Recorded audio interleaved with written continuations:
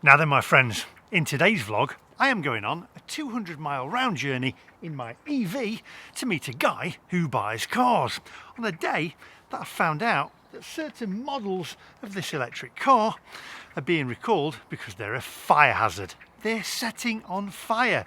Well, I have to say it doesn't instill me with confidence, and at this point in the video I would normally say let's go, but I have to say I'm not sure I want to say that at the moment. If you're new to the channel, please hit the subscribe button, click the notifications of when I upload new videos. I'm very nervous, I have to say, so dare I say it now, without further ado, my friends, let's go.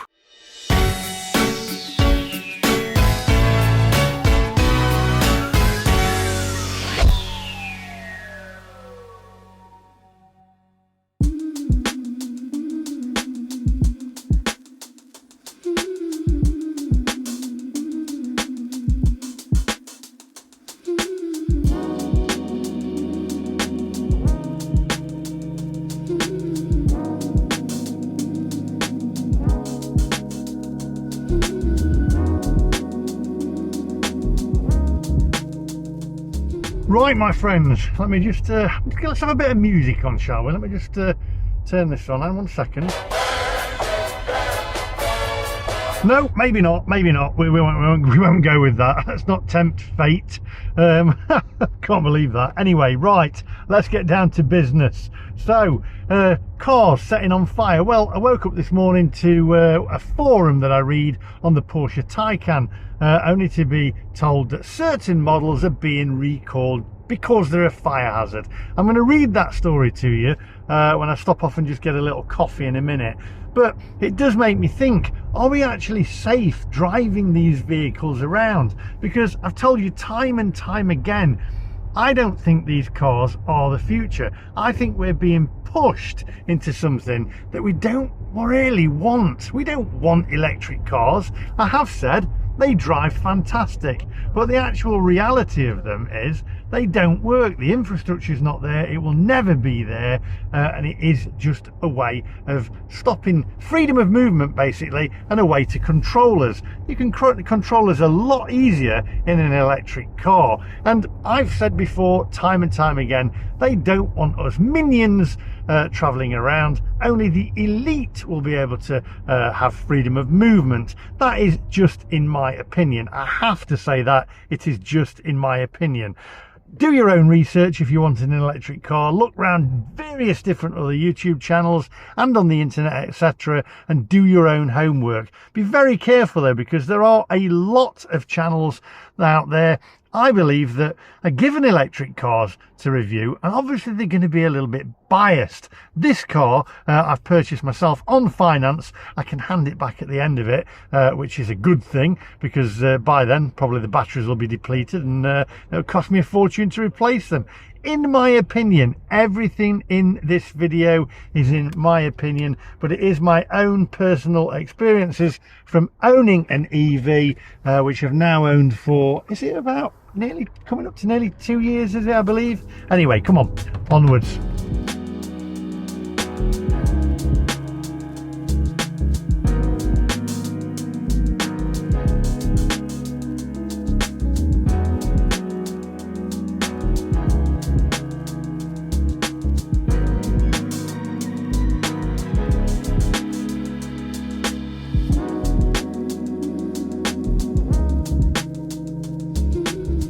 So we're actually driving down to the Morgan Experience Centre today in Melbourne to meet up with a guy called Jeff Buys Cars. He's got a YouTube channel. I'll put his link on the end of this video, and he's got some interesting things to say as well. He's not a massive fan of electric cars, I have to say. We'll have a chat with him when we get there. What is interesting is, I've said time and time again that electric cars are not the future. I was also reading a little article with James May from Top Gear the other day, and he said, well, really, batteries are just rubbish, aren't they? And they are. Batteries are not great. The technology is not there yet. I'm not saying that it never will be, but at this moment in time, it is not there. And also, the CEO of Porsche has also said he doesn't believe that electric cars are the future, and they are working on a cleaner fuel cell. So I think that's the future. A lot of people have said hydrogen is the future. I'm not sure, I don't know, but I certainly know in my mind, I don't believe from my experience that electric cars are the future, and it certainly doesn't instill me with confidence when you see recalls about these things setting on fire. And you've seen container ships as well setting on fire full of EV cars, and we're getting into these things. We're sat on a layer of batteries. It's like sitting on a ticking time bomb. Doesn't make me feel comfortable, I have to say. What's your thoughts on electric cars? I know in the comment section we're also going to get thousands and thousands of evangelists who love their electric cars and do believe that they are the future. Now, I can tell, I understand where they're coming from, because these cars drive fantastically. You've got instant torque and it drives wonderful. I like the way they drive. What I don't like is I don't like the batteries. If you could get a petrol car to drive like this and have the same torque, fantastic. It's just the infrastructure, from my experience, has been diabolical. And also, when we're all in an electric car, I've said before, we're going to end up paying per mile. It's already there. You can see it with the Ulez zones from the Mayor of London putting in place. It'll be charged per mile. There's cameras everywhere now watching your every move, and it's going to cost us more, and we will not ultimately be allowed to drive. Coming into a 30-mile-an-hour zone now in Wales, all the 30-mile-an-hour zones are being changed to 20 mile an hour. It's ridiculous. 20 mile an hour, you're literally going to have cyclists overtaking cars. I'm just going to say, whoever came in with that idea, it's got to be a councillor, hasn't it? It's got to be, and believe it is the councils that set the speed limits. 20 mile an hour. We're being told that you can't go any more than 20 mile an hour, yet you've got electric bikes now, and also normal bikes without any batteries on them whatsoever, that's going to be overtaking cars.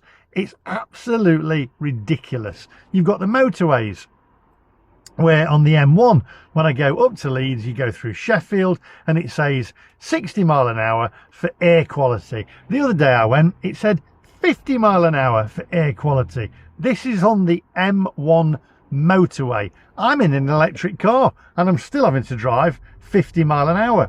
It's to restrict freedom of movement, in my opinion. And I have to say that. It's in my opinion. Do your own research, but really go for it and do your own research.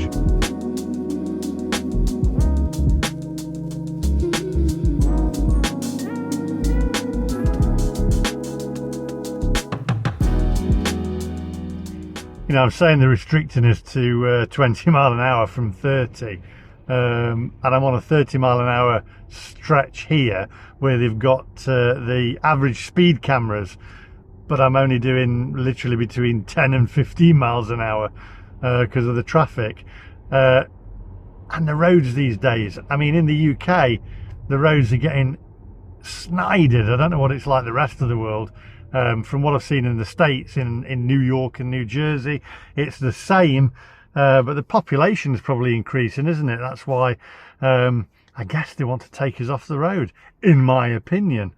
But anyway, I'm looking forward to meeting Jeff Buys Cars. Also, they've got a cafe down there as well, where we'll have a spot of breakfast as well and a chat with Jeff. I woke up this morning, by the way, we're in a pool of sweat because it was about 2 a.m. and I thought, oh no, I haven't put my car on charge. And then if I've not got enough charge in the car, then I'm not going to be able to meet Jeff. I'm going to have to go and find a fast charger because my car charger at home takes hours through the night to charge the car. Anyway, I looked on my app and I'd got 98% left, luckily. I'm down to 93% now.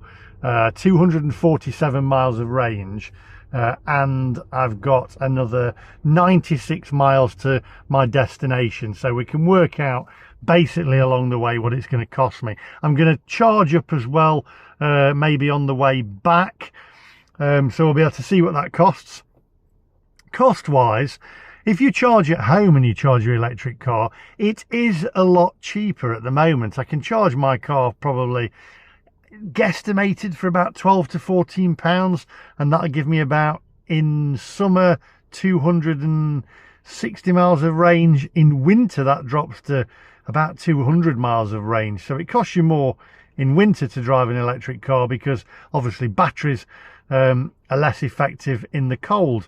As I said, batteries, they're just not great, and we keep hearing about battery technology is improving, and I'm sure it is improving, but it's not improving fast enough. And I don't think in my lifetime we'll see us driving around in electric cars as a permanent form of transport, because by then, as the guy at Porsche said, the CEO of Porsche, they're looking at other forms of fuel to propel cars. But there's more to it. There's more to it. We'll speak to Jeff about it.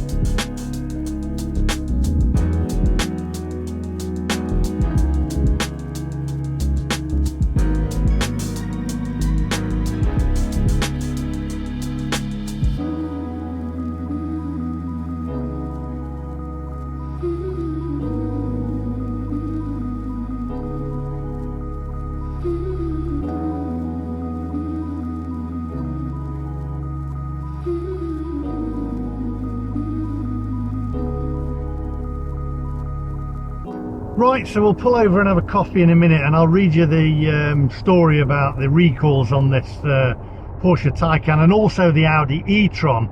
And I have to say, this car's had quite a few recalls. In fact, it's had more recalls than Arnold Schwarzenegger Total Recall. Forget that one. Don't worry, I never will be a comedian, I know that.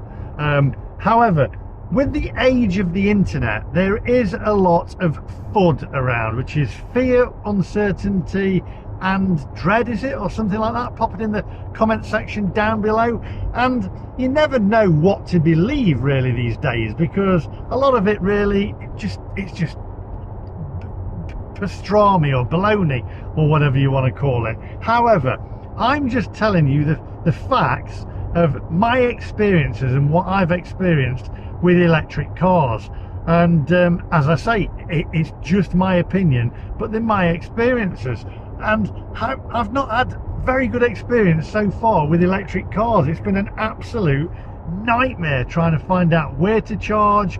The amount of time that I must have wasted in the last 2 years waiting around having coffees while it's charging is absolutely ludicrous. I mean, life is short. Surely we don't want to spend it in car parks, in McDonald's car parks or service station car parks, waiting for your car to charge up. I mean, it's ridiculous. Right, let's go and get a coffee.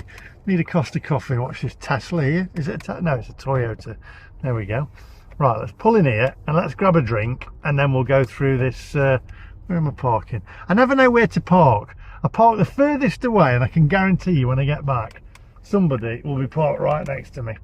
Right, let's pull this milk float up and go and get a coffee. Now you will say, why am I not charging it while I'm waiting? Because I haven't got time. I literally want to zoom in, zoom out and get down to meet Jeff. Right, milk float off. There we go. Right, come on.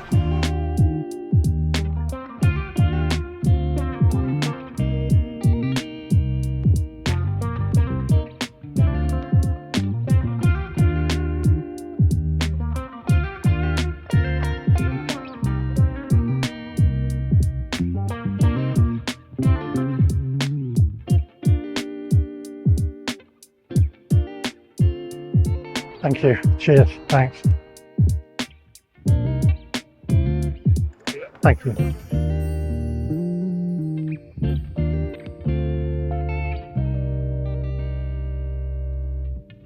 Thank you very much.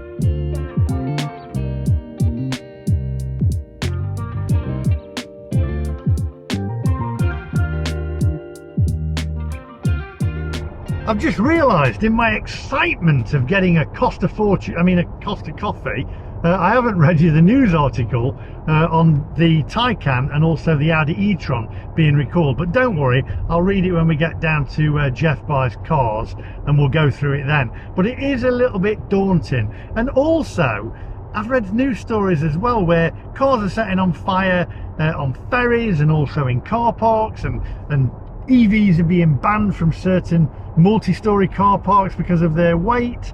Is it all false information again, or is it fact? Let me know in the comment section, because it's all confusing. We see conflicting stories about these things. What is the truth?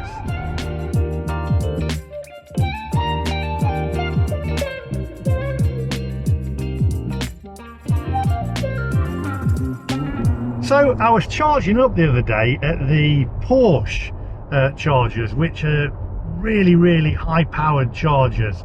In fact, I believe this is the fastest charging electric car on the planet. I believe. It may have been taken over now. Again, let me know in the comment section. I don't want to give out any false information. However, it was raining. I was up at the Lake District. I pulled into Porsche, plugged it in, and I thought I'm gonna have to sit in the car because it was past 5:30, so Porsche was closed.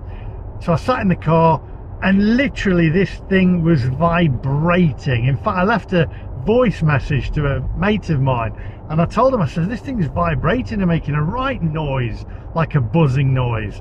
And she said, I can hear it. It's unbelievable. And it does make you a little nervous that you sat on a load of batteries that are having power shoved into it.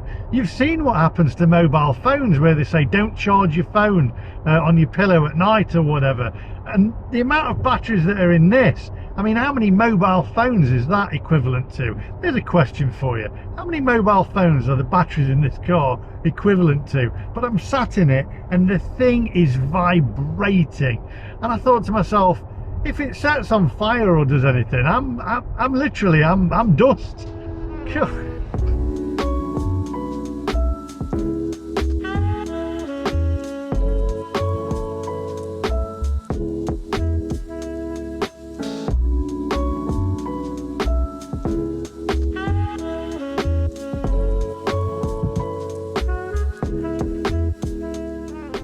Now then, a question for the evangelists out there, because I know that you're going to be watching. I know you're watching. So here's a question for you, all you EV lovers. Okay, you love your EVs, and some of you have bought EVs because you want to save the planet. You think that these things save the planet. Answer me this question then. Why, if these things save the planet and the powers that be tell us that we must drive EVs to reach that low emission that we need, to the net zero or whatever we've got to achieve, why aren't the powers that be driving electric cars? Why are they still driving gas guzzling cars? Like, you know, well, I won't go into it, but you know who I mean. I'm not sure that I can mention it on here. Can't mention certain names, but the powers that be in whatever country that you're in, look at them. They're still driving gas guzzling EVs. Not just one, but a cascade of cars full of gas guzzling EVs. It's unbelievable. So you tell me, you're doing as you're told. You're being Mr. Goody Two Shoes. Oh, well, I'm driving my EV. I'm doing as I'm told. But they're not. Think about that. Now, I'm sure you've got an answer. So tell me, because I know you're watching, evangelists.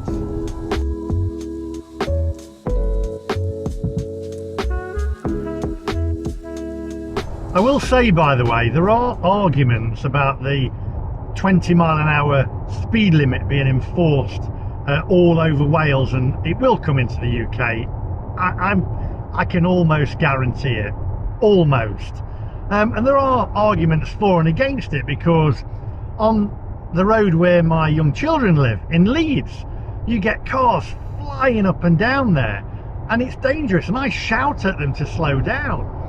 And I think to myself, I want my children to be safe. So the arguments for the 20-mile-an-hour speed zone and the speed limit is there, but does it make it any safer? Because you're still going to get idiots driving at 50 mile an hour in a 30 zone. Whereas when I'm driving in a 30 mile an hour speed limit, I stick to it. I even go slightly below because I respect local places, and I know that there are children around, so I'm always on the lookout and watching everywhere. But you're still going to get idiots driving at stupid miles an hour through these small places. I don't believe personally that it is. I just think it's 20 mile an hour. Literally, you will be overtaken by a cyclist. It's crackers. It's absolutely nuts. Honestly, our freedom of movement, it's coming. I'm 53, so I think by the time it all comes in, I won't be around anyway. But you know, I worry about the future for my children and what it's going to be like and how they're going to have to move around. Is it going to be that the minions like ourselves get to travel around on public transport that's always on strike, although it'll probably be all automated by then, or maybe not travel around at all? I mean, you've got the powers that be again who are trying to reach this net zero, but they're traveling to these summits on aeroplanes and in helicopters. It's comical, isn't it? I mean, am I the only one that can see this? It's, you know, I'm having a bit of a rant, but am I the only one that can see this? Surely not.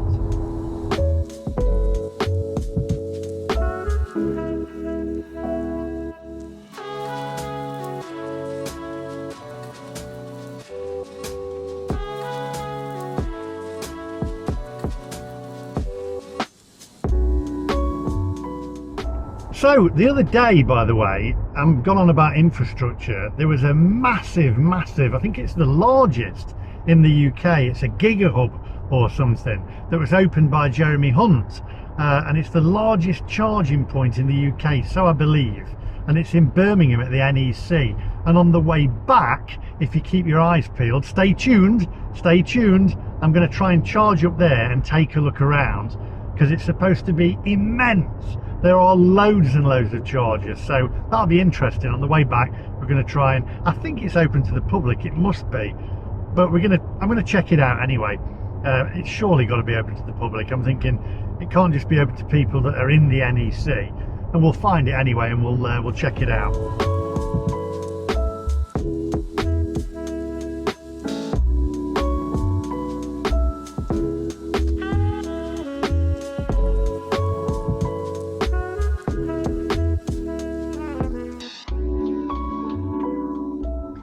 You know, I always mention my mum on this channel a lot, and my dad, because I have a lot of time for the elder generation because they're more educated. Now, my mum passed away a couple of years ago, but she used to say one thing to me all the time, and it used to stick in my head. She used to watch the news and she'd just say to me, and she'd say it in this voice, "It's all about the money." And that's how she'd say it. Now, with this Ulez charge that they've just put in, ultra low emission zone or whatever it is in London, right? You think about it, she'd say the same thing, because of course it's all about the money, because £12.50 is it for the Ulez zone, okay? So you could have the most polluting car in the world, right? But pay you £12.50, doesn't really matter, does it? It's not about, in my opinion, it's not about the pollution levels, because if you look at it, I've seen stories where the London Underground is more polluting than the roads. It's absolutely crazy. So I think my mum's right. It's all about the money. Of course it is, because you've still got the Mayor of London driving around in his gas guzzling car, etc., while everybody else drives around in their electric car, in their little milk floats. I mean, it's crackers. And these cars are expensive, aren't they? Let's be honest. My daughter's looking at a new car, and she says, "Oh," I said, "Are you looking at electric?" She went, "Am I actually? I can't afford one of them," because they're more expensive. So there you go. It's all about the money. But I could be wrong.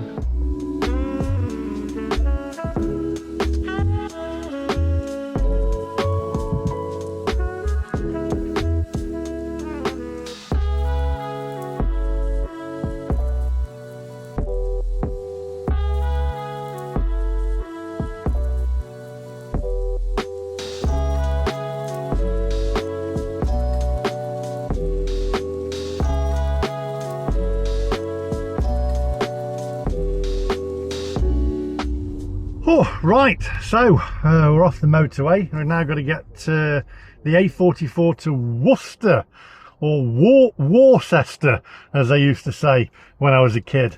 We're down to 173 miles of range, 63% of battery, and we've got another 7.8 miles to go, so almost there. And I am famished. I've got to, I'm Hank Marvin. I've got to have something to eat, and it will be breakfast time when we get there. And I've been known to have a few breakfasts before.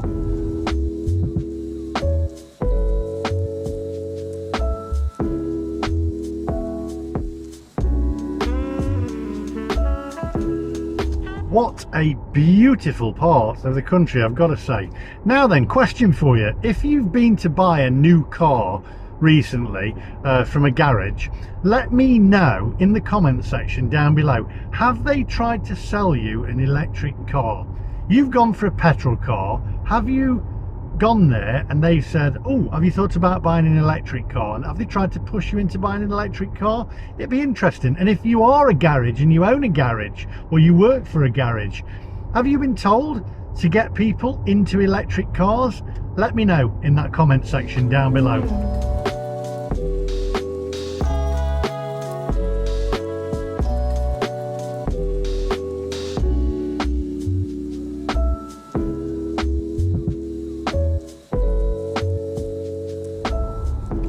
Now then, don't know whether you saw that, there's a cycle lane there, right?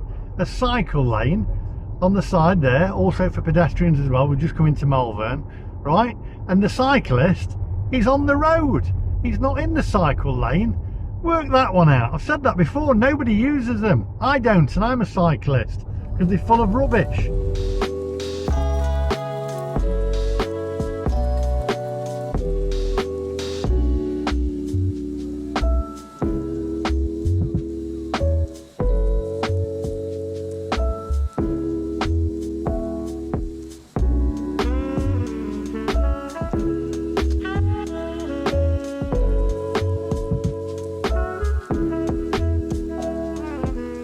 Right, here we are at the Morgan Experience Centre. Ironic really, pulling up to Morgan Cars, seeing all these beautiful cars in a milk float, and we're off to see Jeff Buys Cars. So let's park this up, get in there, turn this milk float off. Actually, I'm going to park it, I won't park it there because there's a van there with doors at the back and they might need to get in there, so I'm going to park it in the next one. Thinking about the person in front, you see, got doors that open, and this car is absolutely huge. It is massive. I mean, good grief. Oh, here we go, it's all them batteries. Let's pull in here, turn this round, there we go, and park up. There we go. Let's turn this milk float off and go and see Jeff Buys Cars. I'm looking forward to this. Park, milk float off. There we go. Come on. Where are you? Hang on, let me come out a minute. You're too busy filming. You missed my beautiful BMW that I went to Reading especially for you. I went and collected a new car just so you could see it yesterday. What? You've got a BMW? I've got a BMW, yeah. It's not electric though, is it? Not electric. No, it's very much not electric. It's It's the finest engine BMW ever made. It's on the end over here. Electric. Hey, but this is not going to set on fire, is it? Because I'm going to tell you, you're filming me and I'm filming you again. It's double vlogging. You've got a new camera. I've got a little camera. Look at We'll that. have a chat about that. That just looks weird. I didn't even notice. You didn't notice that you were being on camera. Mode. I have to tell you, don't I? I have to legally tell you that you are being filmed. Can I sign a disclaimer? I refuse. Right, yeah. Come. Why don't you park your car by my car and then we can play top trumps? Hey, I'm on the end. You're on. Where are you? The blue BMW on the end that you drove straight past. Oh, right. Hang on. When I sent you a voice message, you say my blue BMW's on the end. I couldn't. Yeah. I see. I'll see you. I'll see you in a minute. I'll go over to the other camera. Right. So we're back now. Then we are back. Two electric cars have come by. We've had a Mini that's go there. So he's not come very far, has he? Because it only goes about 100 miles. Now then, this is the story. There's the electric Mini. Hot. Cooper S. I just find it that they shouldn't badge it Cooper S if it's electric. It should be a Cooper E or something. It's a bit wrong, isn't it? It should be a Cooper E, yeah. It could be a Cooper E, yeah.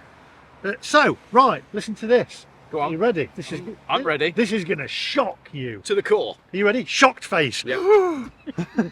So, 2023 Porsche Taycan and the Audi e-tron, right, GT recalled over risk of battery fire. We're standing quite close to it. Well, mine's 2022. Oh, However, okay, got you. it still doesn't instill me with confidence because they've only just found this out. What's to say next year they go, oh, hang on a minute, the 2022. I've had more recalls on this than Arnold Schwarzenegger. Have you really? Yeah, it's been recalled about 5 times for different things. Electrical system faults, I've had the computer replaced, aerials replaced, batteries checked, all sorts. So it says sister companies, Porsche and Audi, have independently issued a recall that applies to about 6,700 units of the Taycan and the e-tron GT built during the 2023 model year. Another electric car. That's 3 for 3. Three cars have pulled in while we've been here and they've all been All electric. been electric. That's worrying, isn't it? It's going to be a large fire. 4 if you count mine. It says the EVs included in the campaign are fitted with a battery pack that might not have been properly sealed. What? Exactly. Well, I know. Who's making these battery? This is Audi and The Germans who make Porsche. the best of everything. Yeah, and they've gone from making. I've had numerous Porsches. I've had about 7 or 8 Porsche Boxsters. Yeah. And I've never had one issue with them. They've been built flawlessly, right? And never a recall. And never a recall. Not even for like an airbag or a sensor or nothing across 8 cars. Nothing. They were bulletproof. Yeah.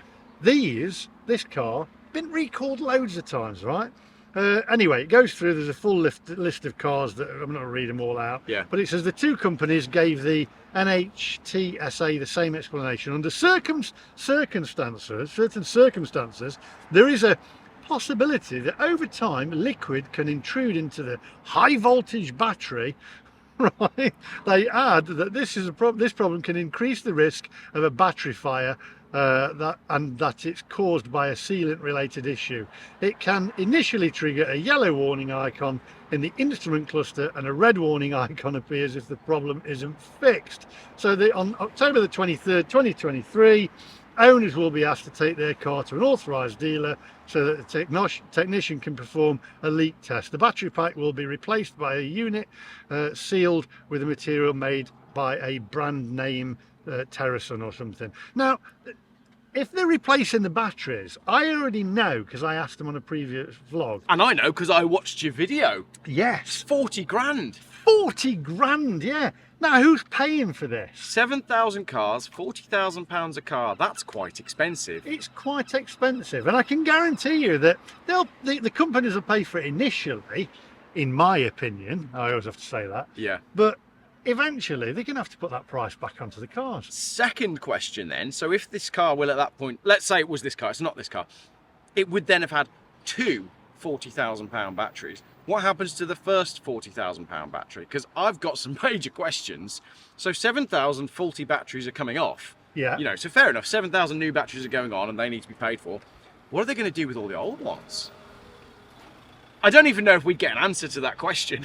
Does anybody know what's going to happen? It's absolute madness. And you know when you've messed with something new, Yeah. it's never the same.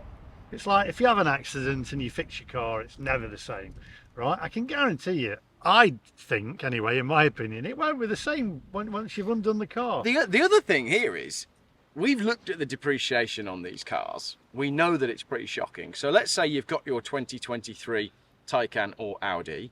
You, because you're a business driver, have put some miles on it. It goes back in for a recall. At that point, the value of the vehicle isn't too far off the value of the new battery that they're putting in. So by default, it's almost a write-off at that point anyway. That's actually a good point, because if they was to recall this car now and stick new batteries in it, they'd be better off just writing it off. That's a very good point, because if you think about it, if most of the value of the EV when it's new is in the battery, they might as well be saying to people, come on back in, we'll give you a new car. Then they could put it on their figures for the year, saying they've shipped more units. Everybody gets a brand new car. everybody's happy, apart from the environment, because there's a whole car and a whole nother battery that's doing nothing. Porsche, Audi, if you're listening, there you go, there's an idea. Business consultants we are. Yeah, I'm going to ask you this question as well, right? On camera, we'll just get this out of the way before we go and have something to eat, because I'm hungry. I don't want to, I was going to say we could bring it out here and toast it on the car. It's going to be like that today, isn't it? Electric cars. Yes. Come on, are they the future? I am 100% not against electric cars. I think they work for some people, but I think we need transparency on the materials that go into them, and then we need to allow them to compete on a level playing field. So we have to remove the ludicrous incentives for businesses and the ludicrous incentives for personal users, and we have to remove all the politics from it. Let it compete as a car and let it compete in a free marketplace. Because some people might want an electric car that has a battery that's probably going to degrade over time, that can only do 100 miles on a charge. But many of us don't. So I believe let the market decide. And I'm hoping this is recording because it's a long one. And Ulez zone, right? You see, it's come on, it's okay then. Am I wrong in thinking this? Ulez zone, right? It's all to protect people's health, right? Yeah. But it's okay because if you're a multi-millionaire, you can just pay £12.50 and drive in it anyway. 100%. So the Ulez, I've almost given up making videos on the Ulez because the science has been proven that it's balls, the finances have been proven that it's balls, and you've got, I know someone sent me an article the other day, they want to expand the amount that one of the incinerators within the zone is currently pumping out. So they're going to charge me £12.50 to drive in, whilst allowing a company that runs an incinerator to incinerate more stuff within the zone. I know. Hey, have you seen? I haven't done the video yet. Have you seen the Blade Runners? Oh, I love them. Yeah. Love them. And as I said before, what else do you do? You've filled in the consultation and you've said no. The businesses have done the consultation and they've said no. You've written to your MP to express your concerns. Still the cameras are going up despite the fact that everybody says no and universally everyone is against it. What else can you do other than tear the cameras down? Keep it up. And by the way, I've said as well, the powers that be want us to drive around in electric cars. Answer me this. I want him to answer me this. Why aren't they driving around in electric cars? Oh, I can't tell you because that's the only video I've ever done that YouTube removed. Oh, right, okay. We won't say anything about that then. The only controversial thing I want on this is whether the bacon's all right and the sausage is okay. To be fair, we were okay on that video because it was another part of that video that I got removed for. But when the elites went to Davos for their conference, there was an interview with a taxi driver who said to a journalist that they had requested petrol-powered cars only as their taxis. These are the people that run the world. Oh. They didn't want them. All right, well, anyway. We do want breakfast. We do want breakfast, and that's what this is about. We're going to get in there, have some breakfast, and are you going to mark it out of 10? I'll mark it out of 10, yeah. I've never had a breakfast here, actually. I often come here to edit my videos and drink their coffee. Right. I've never had a breakfast, so we'll mark it out of 10. Wonder if it's on a wooden plate. I hope so. Anyway, let's get in there, come on.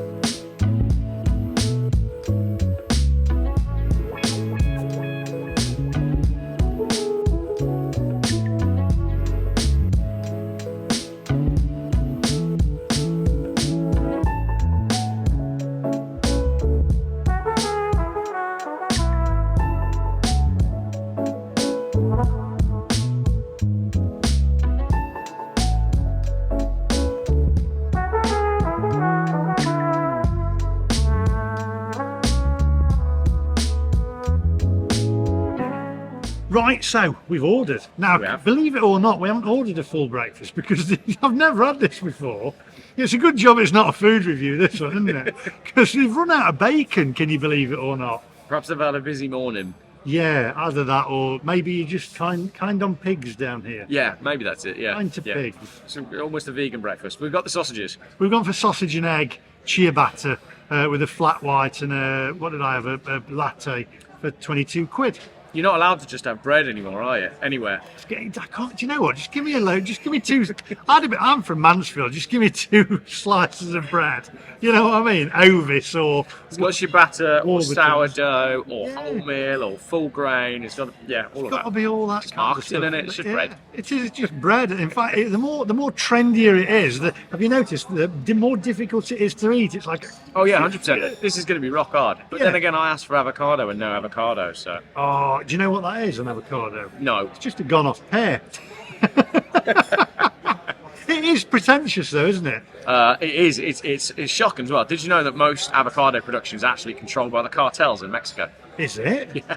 Oh, allegedly. Allegedly. Allegedly. Allegedly, there's some very good Netflix documentaries about it. But yeah, you wouldn't think so. These innocent little avocados, not so much. Apparently, it's bad for the bees as well. Oh, well, the bees are in for a hard time either which way, aren't they? Yeah, Coffee's coming. Oh, the coffee's coming. Here we go. They make a good coffee here, to be fair. Oh, there we That go. one's yours. Is this one mine? It is. Wonderful. Okay. Thank you very much. Thank you very much. Right, I'm going to try this. Here we go. See what it's like. Wow, geez, that is strong coffee. It's strong, isn't it? Good grief. I'll sit here in an afternoon and drink 3 or 4 of these. I'll be on. Right, anyway, I've not introduced you formally. He's been on the channel before. It's Jeff Buys Cars. You bought quite a few cars recently, haven't you? I have actually, yeah. I went through a phase of not really buying much, and then they seem, these days they come to me. So it's not so much that I go out looking for things, although I did with the Renault, but mostly I've got a network of people. I've got some good friends who are all car addicts, and they WhatsApp me pictures on a Saturday afternoon, and I'm like, go on then. So yeah, there's been a few lately, but they've all mostly come from trusted, kind of trusted friends who I've had cars from before. And that's kind of the way it is. But I buy cars like you would try wine. So you try wine, you swirl your mouth, you spit it out, and I do that with a car. So I buy a car, try it for a week, 10 days, and then pass it on. I've got my main fleet, which is my Volvo, and I've got my Fiesta, which will stay. But everything else, I just like to try it, experience it, run it for a little while, see what it's like, take some pictures, and then move it on. So that's basically what I enjoy doing. Is it true that Volvos, because you own a Volvo, I the do. classic Volvo, I do. the safe Volvo, the ones that used to be they're on all the movies, aren't they? Oh yeah. They're long, It looks like a wardrobe on wheels, basically. Big square old Volvo. You can't go wrong Yeah. with a big square Volvo. Is it true now they're only doing electric cars? They've announced they're only doing SUVs, so they've actually got rid of estate cars completely. But I believe that Volvo were one of the first people when the new rule came out saying we don't want any petrol or diesel after 2030, I think it was. Volvo were one of the first to say that all our vehicles are going to be electric. At the minute, you can still have hybrid, but yeah, within the last month or so, they've put out saying no more station wagons, no more estate cars, unless you're emergency services. So emergency services will be able to order an estate from Volvo, but you or I will have to have an SUV. Controversial. Scary stuff. I don't want an SUV. I like a wagon. You like a wagon? See, I've never been into You're not? station wagons or wardrobes. It's like the Taycan, which they call the Cross Turismo. It's basically It's not a proper wagon, is it? It's not a It's a poser car. That one is. It's not. You don't pose in a Cross Turismo. No. I mean, isn't it? I think anything with the word cross in it is getting difficult to pose in these days, isn't it? It looks like a G-plan wardrobe, basically. They don't. They shaved a bit off the back. They don't do it for me, but I think for me, because I have always been obsessed with surfing and beach culture and kind of California culture, and I've lived in Cornwall and I've done the surfing thing, I've always had estate cars, because not only can you get your surfboards in them, you can get more people in them, you can sleep in them, and then you've got that whole California American culture of your woody wagons. I love the wood panelled wagons of the 60s and 70s. Like the one in Planes, Trains and Automobiles. Exactly, Yeah. exactly. So those big full-size station wagons, especially when they had like 9 seats because they had 2 fold-down rows of seats in the back. Just always loved all of that. So for me, it has to be an estate. And people find it funny because someone will get in touch and offer me a really lovely Volvo, and it'll be a saloon, and then they'll be really surprised when I say, "I'm really sorry, I really only buy estate cars." I remember going in one when I first went to America, my cousin, and it was the front seat. There was not separate seats, it was just one Yeah. long seat. Triple And back bench then, you didn't wear your seatbelt, so you slid into each other literally when you went round the corner. Yeah, because you would have been on either leather or some sort of vinyl Yeah. or leatherette. And yeah, on a corner, you'd slide across the car. But Leather on the inside, wood on the out. absolutely, I love that. Big, under-stressed, massive V8 engine with no power. 12 seats and a roof rack. I'd love to have a big American wagon, but my Volvo is a good compromise because it's very good on fuel. It's got 7 seats, it's got 2 seats in the boot, which the kids love going in. So yeah, I love my Volvo wagons. Quick question. Go on. If it was an estate car Volvo, right, like you've got, but Yeah. it was electric, would you still sleep in the back of it? Yeah, with one eye open. It's warm in here, love, isn't it? Thank you very much. Oh, there we go. Look at that. There you go. That's Wow. lovely, thank you. Oh, look at that. This is the messy bit now where Lee films Stokes himself brown eating. sauce. I've never seen that before. Because you're in the posh part of the country Ooh, now. that's So. trendy, isn't it? And then we've got a Stokes ketchup there as well. Look at that. My word. Look at this, I'm getting into it. Show the camera. Oh, I'll let you do that this time. There you go. Actually looks all right. Eggs nice and runny. Good bend in the sausage. Good bend in the sausage. you could build a house with that, look. Yeah. That's actually better than some of the new builds I've seen. That is literally the thing with trendy bread, isn't it? It's Yeah, like, you know, rock hard. rock hard. I don't like it when they put the ciabatta on the napkin though, look, because now I agree. Now you've got a greasy now napkin. I've got a greasy napkin. That doesn't work for me. I know it looks presentation wise, but anyway, shall we? Are you going brown or red? Oh, that's a good point. You know, I might have a little bit of both. That's controversial. Is it? I mean, hey, let's close in on his baguette or whatever it is. Definitely going brown. Look at that. It's got no tab on it. Oh, there we go. See, it's still just as difficult to undo. Shall I do this like I'm filming an advert? Yeah, This is not just any ciabatta. this is a Stokes malted ciabatta. This is a rock hard ciabatta that you could build a house with. Yeah, get a job in an advertising agency with that. Look at that. Wow. I've gone for all of it. We're not messing around here. That's it. Don't waste any. There we go. Right, now the question is, It's genuinely going to be hard to it is going to be very difficult to eat, isn't it? I've got to, and you are live on, well, not live, but you're on camera, so Yeah. you've got to make it still just as messy. Look at that. We're going to pop a little bit of brown I'm on. not sure which angle to attack it from. I could be controversial here and put a bit of red on as well. I think your comments would go mental if you did that. Do you Can't reckon? mix red and brown. Oh, shall I do it just out of controversy? He's doing this for the algorithm now. I'm doing it for the algorithm, the most controversial video ever. No, it's not about the electric cars, it's about ketchup being mixed with, oh my word, there we go. This is going to be, it's very crunchy, isn't it? I should do with a knife, actually. Back in 1 second, hold the fort, no pressure. Crunchy on the outside, soft on the inside, like an armadillo. Right, I think I'm going to have to cut mine in half. It's now splurging out everywhere. There we go. Oh my God. See, this is, good God. Have you got a Black & Decker to cut it in half? Right, here we go. See, look at that. Layered and laced. When you're filming and we're eating, Yeah, but now, I'm trying to eat like the Queen because I'm very conscious that your viewers might be like my wife and be like, could you eat that any louder? right. Well, tell you what, I'm going to go and get another napkin, eat this, and we'll see you guys in a minute. Because it's going to be very messy. Right, okay, that's your car by the way over there, that big BMW there. Well, it's actually, it's not that big, is it? No, yours is bigger. My car's bigger than your car. There's a joke in there There somewhere. isn't there? I didn't mean to say that. Yeah. And yours is an estate. Is yours a 4-seat as well? Yeah, So I can carry an extra person and all your luggage. yeah. And you can get better range. Yeah. Anyway, before we go back into cars, I've got you come here all the time, so I've got to be careful. It was nice actually. It was all right. I enjoy my breakfast. Yeah, I've got to go to the dentist. I broke my tooth on the bread, but you know. Yeah. But you can, and it was 22 quid, was it, something like that? 22 quid, 2 coffees, 2 bacon, 2 sausage and bacon baps.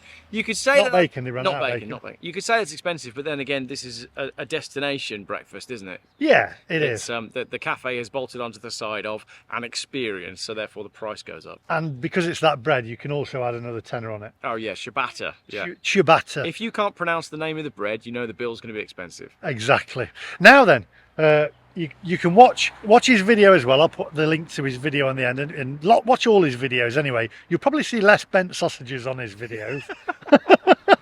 Or maybe not. A lot of people in my comments think I'm a bent sausage. Now that is controversial. We're going to take our cars to a pub. We've got a little challenge that we've just come up with whilst we were sat having breakfast. So this is the, I guess you call it the range anxiety test.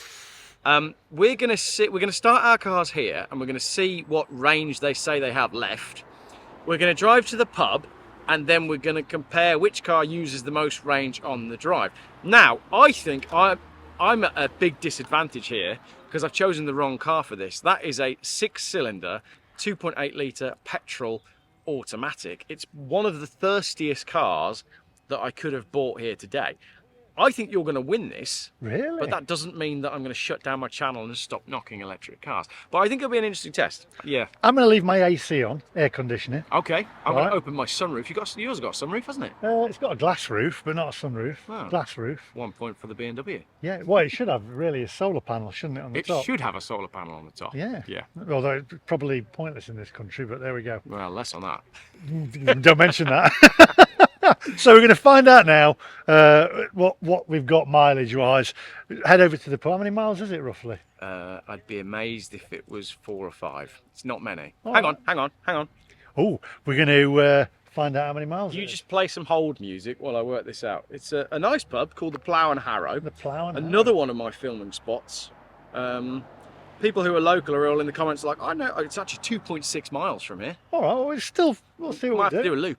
Do a loop. I'll follow you. All right, deal. So we'll do a little. You figure out how many miles we've done to get there. All right. Well, we'll know, won't we, with the We'll mileage know. at the We'll end know. of it. All right, let's do it. Right. Okay. Come on, onwards. You have 167 miles range. I have 84 miles range. We've got a short run to the pub. Let's see who loses the most miles on the way to the next coffee stop. He's just shouted 82 miles range now. Come on, onwards. Right, okay. The next challenge, just something to think about while we're driving. How easy is it to drive at 20? There's a slower section before we get out onto the main road. I just want you to think about how easy it is to drive at 20 miles an hour in that car.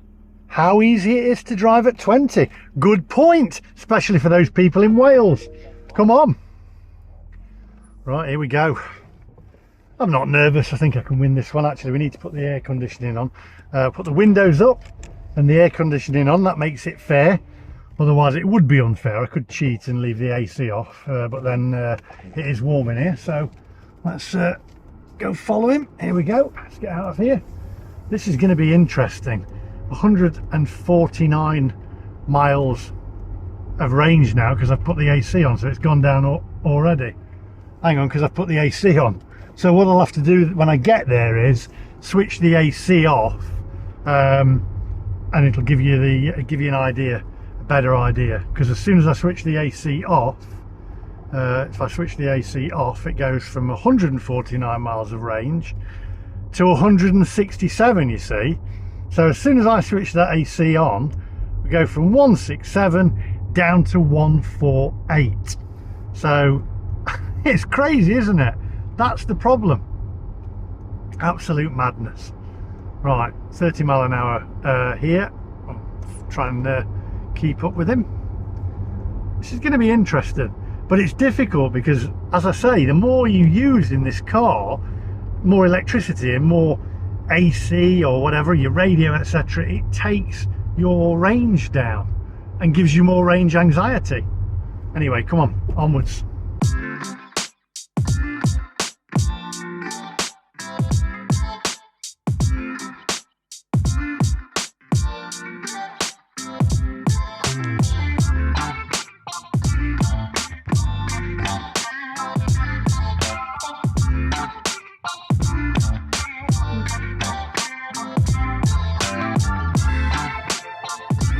Now I also have cooling seats that makes your bottom cold. So 146 miles of range. If I switch the cooling seats on, does that make any difference? Let's have a look. 146. No, that seems to not bother it. Maybe it's coming from the same source as the air conditioning itself. Right, here we go. Now we're going through a nice little village here.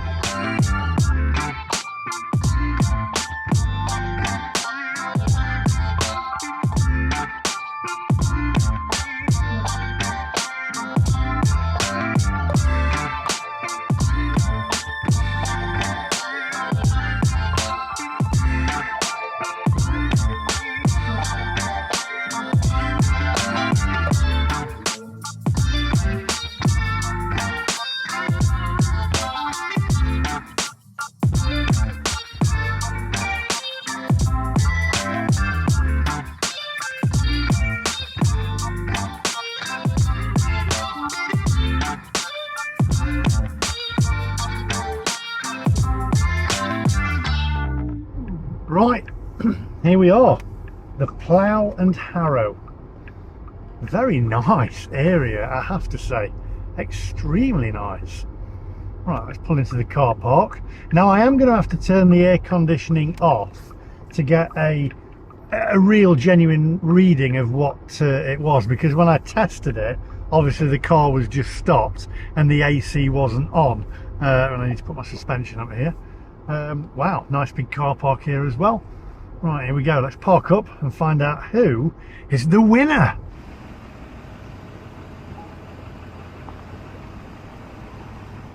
Right, okay, so what we've got to do is, because I had I've got the air conditioning on, we're down to 149 miles of range. So pop in here a minute, Jeff. Yeah, I'm going to take the camera off in a minute. So 149 miles of range.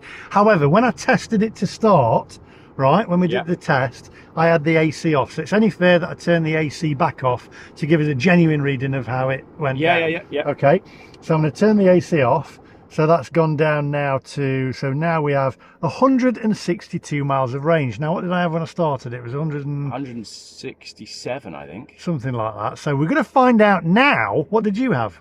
I had 184 when we started. Right, hang on then. So let me just take this camera off. So you had 184 miles of range. Yeah. So what have you got now then? Drum roll, please. I now have, having driven 2.6 or 2.8 miles, I now have 185 miles of range. Hang on a minute. Yeah. No, you've gained a mile. I've gained a mile, which is hilarious because it dropped down to 178 as we went through town, and then it slowly climbed back up. And as we got to the last corner to pull into the pub, I was ecstatic in the car. The video is really funny because I was losing it because we went back up to 184, and I was celebrating, thinking I have gone from the Morgan factory to the Plough and Harrow without using any fuel. And then as we pulled into the car park, it went up to 185, so I gained a mile. Right, I tell you what, I'm going to get out of the car. I'm going to show you this BMW because it's a win for the BMW. Hopefully I get a consolation prize. Anyway, I'm going to turn this bloody milk float off. I'll see you outside. Here is the winner. The winner. Unbelievable. The most economical out of these two cars is the BMW. How many years old is it? Well, it's 1998, so that makes it, is that 16, 14 years old? I can't do maths. Shocking, isn't it? That's a 2.8 litre, 6-cylinder, single Vanos, petrol-powered, automatic 5-speed. On paper, this is, I don't think I could have bought a less economical car to the challenge. Maybe my Chrysler Sebring, that would have been worse because that's American. But your car should have absolutely mullered this one on that little challenge. It really should have done. I think we're both in a little bit of shock here. Mostly at the BMW, you know? Shock face. Unbelievable. Yeah. So there you have it. Unbelievable. And how many litre is that? 2.8. 2.8 litre. I've got 6 cylinders in there. More economical than that. We've proven it. By the way, those hills over there, is that the Malvern Hills? That is the Malvern Hills, yeah. It's beautiful, isn't Famous it? Malvern Hills. Yeah, it's good. Maybe get some Malvern spring water in a bit. Oh yeah, I get that on my flight. Do you know what Malvern spring water is famous for having in it? What? Nothing. Nothing. Apparently there's nothing in it, which is weird. Because I always thought that minerals and everything were good for you, but you used to have, and if you go to the bathroom in this pub, you'll see the pictures of the old-fashioned water cure. So there was a doctor that set up a sort of hospital where you could come and have the water cure, where they'd like dunk you and cover you in water, and I guess you used to drink it and all sorts. Back in the old days, natural remedies, yeah, the hills and the water were supposed to be very, very good for you. Ah, we've got a tractor over there as well. What else is Malvern famous for? Morgan, where we've just been, making Morgans. Yeah. Hills and Morgan. Water. Wealthy retired people. I did see a couple of wealthy retired people taking a wander out. Yeah, it's quite a posh little area. Very nice. It's gorgeous. Really nice. Yeah, it is. It's not a bad part of the world, and we've got some good pubs as well, which is good for fuel economy challenges. It is, yeah. I can't believe I've lost that. Unbelievable. Right, anyway, let's go and have a look at this tractor and a drink, and I've got a few questions to ask Jeff buys cars here. Let's go and put the worlds to right while sitting on a tractor together. Yeah, that sounds, yeah, nice. Come on, onwards. By the way, I'm going to tell you something now as well. I've had my indicator replaced 3 times on my Porsche Taycan. Now this is the build quality of Porsches now, right? 3 times because it keeps getting condensation in it. And they've said, yeah, they're aware that there's a fault with it. And I've just noticed this will be the 4th time now that I've had to have it replaced. Have a look. Unbelievable. These things are just throwaway, disposable cars. I give in. Right, handing the camera to Jeff there. How do I do this? Here we go. Like a kid in a sweet shop. Oh, my little lad would love this. Here we go. Hey, hey! Now I'm driving the tractor. What is it farmers say? Oh, arr. Oh, no, that's a pirate. That's a pirate, isn't it? Excellent. I was trying to be, I've got a brand new cup. It's not even a combine harvester, is it? You're getting this one up royally wrong. I'm in the wrong part of the country now. I should be in Ipswich, because they're tractor boys, aren't they? Yeah, that's where all the farms are. Yes, where all the farms are. So there you go. Anyway, I wonder if it's electric. This is where we could test Lee's mechanical knowledge. Lee, what's this? That is an air filter. What are these? Spark plug. Yes. Yes. Well, I think that's an oil filter, so I'm not going to go on that one. I think that's it. Is that the dynamo? Mate, what's a dynamo? That's an alternator before alternators. I think that's an ignition coil. What's this? That's a gear stick. And what's this? That's a gear stick. I was going to say, I know what they're thinking. That's a knob and that's a knob. There we go. My lad would love that. Fantastic. Brilliant. Just need an electric. Are there any electric tractors? Let us know in the comment section down below. Should have took my hoodie off, but for continuity purposes, yeah, absolutely. I'm going to sweat. Well, I was going to change hats, but I started with this hat, so we'll carry on. Yeah, this hoodie that you can get in the merch store down below, incidentally. Link below if you want one. There you go. I think there's some merch on mine as well, actually. There so is. I guess a link below on mine as well if you want some. There you go. Some GF merch. Just, yeah, we should swap merch. I was going to buy one of your. I'm very disorganised, really. I knew we were meeting up a while ago. I should have ordered a T-shirt. But what I was going to do, if I had been more organised, is I was going to get a T-shirt printed just with your face on it and get Onwards My Friends done on it. I didn't do it, and now it's not a surprise. So that was like It's the thought that counts. It's the thought that counts. I thought about it. Electric tractors. We were just joking about electric tractors. Yeah, I think there are electric tractors. I think there are. The thing is with the tractor is you need it to work, and you need it to work all day long. And JCB, famously, are one of the big companies that have looked at electric technology and just gone, nah, it's not going to work. So they're pushing full ahead with hydrogen because they understand that if you own a digger, chances are it's going to be running all day and you can't stop for an hour to charge it up. So they're going a totally different direction. But I'd be interested, I don't know on the tractor front, but I'd imagine electric farm equipment it's not going to work, is it? You can't be out in the middle of the field with a combine harvester, something like that, consumes huge amounts of energy just by the nature of what it is and what it does. I would imagine that wouldn't work as an electric thing. Probably not. What about electric aeroplanes?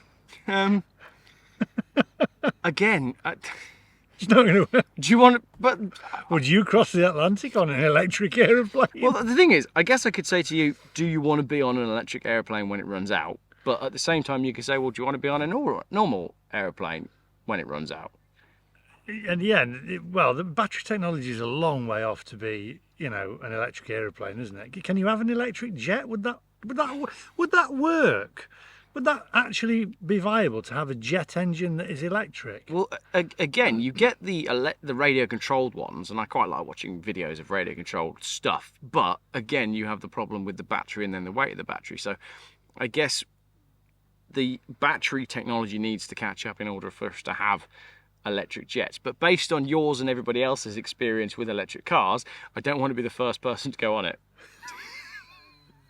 Right, I tell you what, I'm just gonna have a couple of sips and then I'm going to ask you some questions. I'm ready for some questions. Just a couple of sips. Give us 1 second. Have a look at the tractor.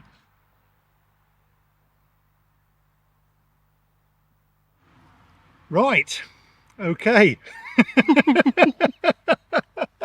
What a day so far. Yeah. Question time. Go on. 20-mile-an-hour speed limit in Wales. First of all, it's actually, I believe, the councils that enforce that. Yes. So there we have some key questions about how it's being done and who is pulling the strings of the council. Now, I had a dyno day on Sunday where I invited a load of subscribers to come down, and we all put our cars on the dyno to see who had the most power. It was great fun. A gentleman from Wales was there talking to me about these 20 I nearly called them 20-minute neighbourhoods. 20-mile-an-hour zones. Now, allegedly, when they did the consultation, they on whether they wanted them rolled out across Wales, they didn't ask many people, and B, asked people sort of within the city centres. Now, if you're in a city centre, or if you're in a school zone or anywhere where there might be children, and someone comes up to you, there's two ways they can do it. They can say, would you like there to be 20-mile-an-hour zones? Or they could say, and this is what I think was done, is the questions were extremely loaded. So instead of saying, would you like a 20-mile-an-hour zone, they said things like, would you like your child to be hit at a car moving at 20 miles an hour or a car moving at 30 miles an hour? So another dodgy consultation with extremely loaded questions that makes it very difficult to say no. And that's something that we see across the board with all of these things that are headed down the track to us. When I've looked at government consultations and government questionnaires, digital ID was another really good example. You know, all of the questions about whether or not you want it were so heavily loaded that I actually made a video to explain to people how to answer them, because it would be very, very easy to fall into the trap of following these 10-15 questions down, only to find that you agree with it by the end of it, even if you're really against it. So allegedly that's what's gone on in Wales. And do you think it's going to come to England and Scotland? I think the goal is to get us out of our cars, and one of the ways they want to do that is by taking away the enjoyment of driving. So yes, I do think, like low emission zones, they'll roll out everywhere, because I think the closest one to you was Manchester, where people kicked up a really big fuss about the low emission zone and it was shelved. I've got on pretty good authority that all of that's going to be coming back. There was talks of Nottingham doing it. Birmingham's already there. Yeah. I mean, they're on about Leeds doing it. You can see the bike lanes are popping up everywhere now as well. Incidentally, by the way, I was on the way driving here. I meant to tell you, it's on the video. You've got bike lanes, or a bike lane, and there was a cyclist. Guess where he was? Was he in the road? Yeah. See, this is the interesting thing, where the traditional road structure is removed to put in bike lanes that are then not used. So there's a number of ways that you can look at that. So are they saying people are going to be using bikes more and more?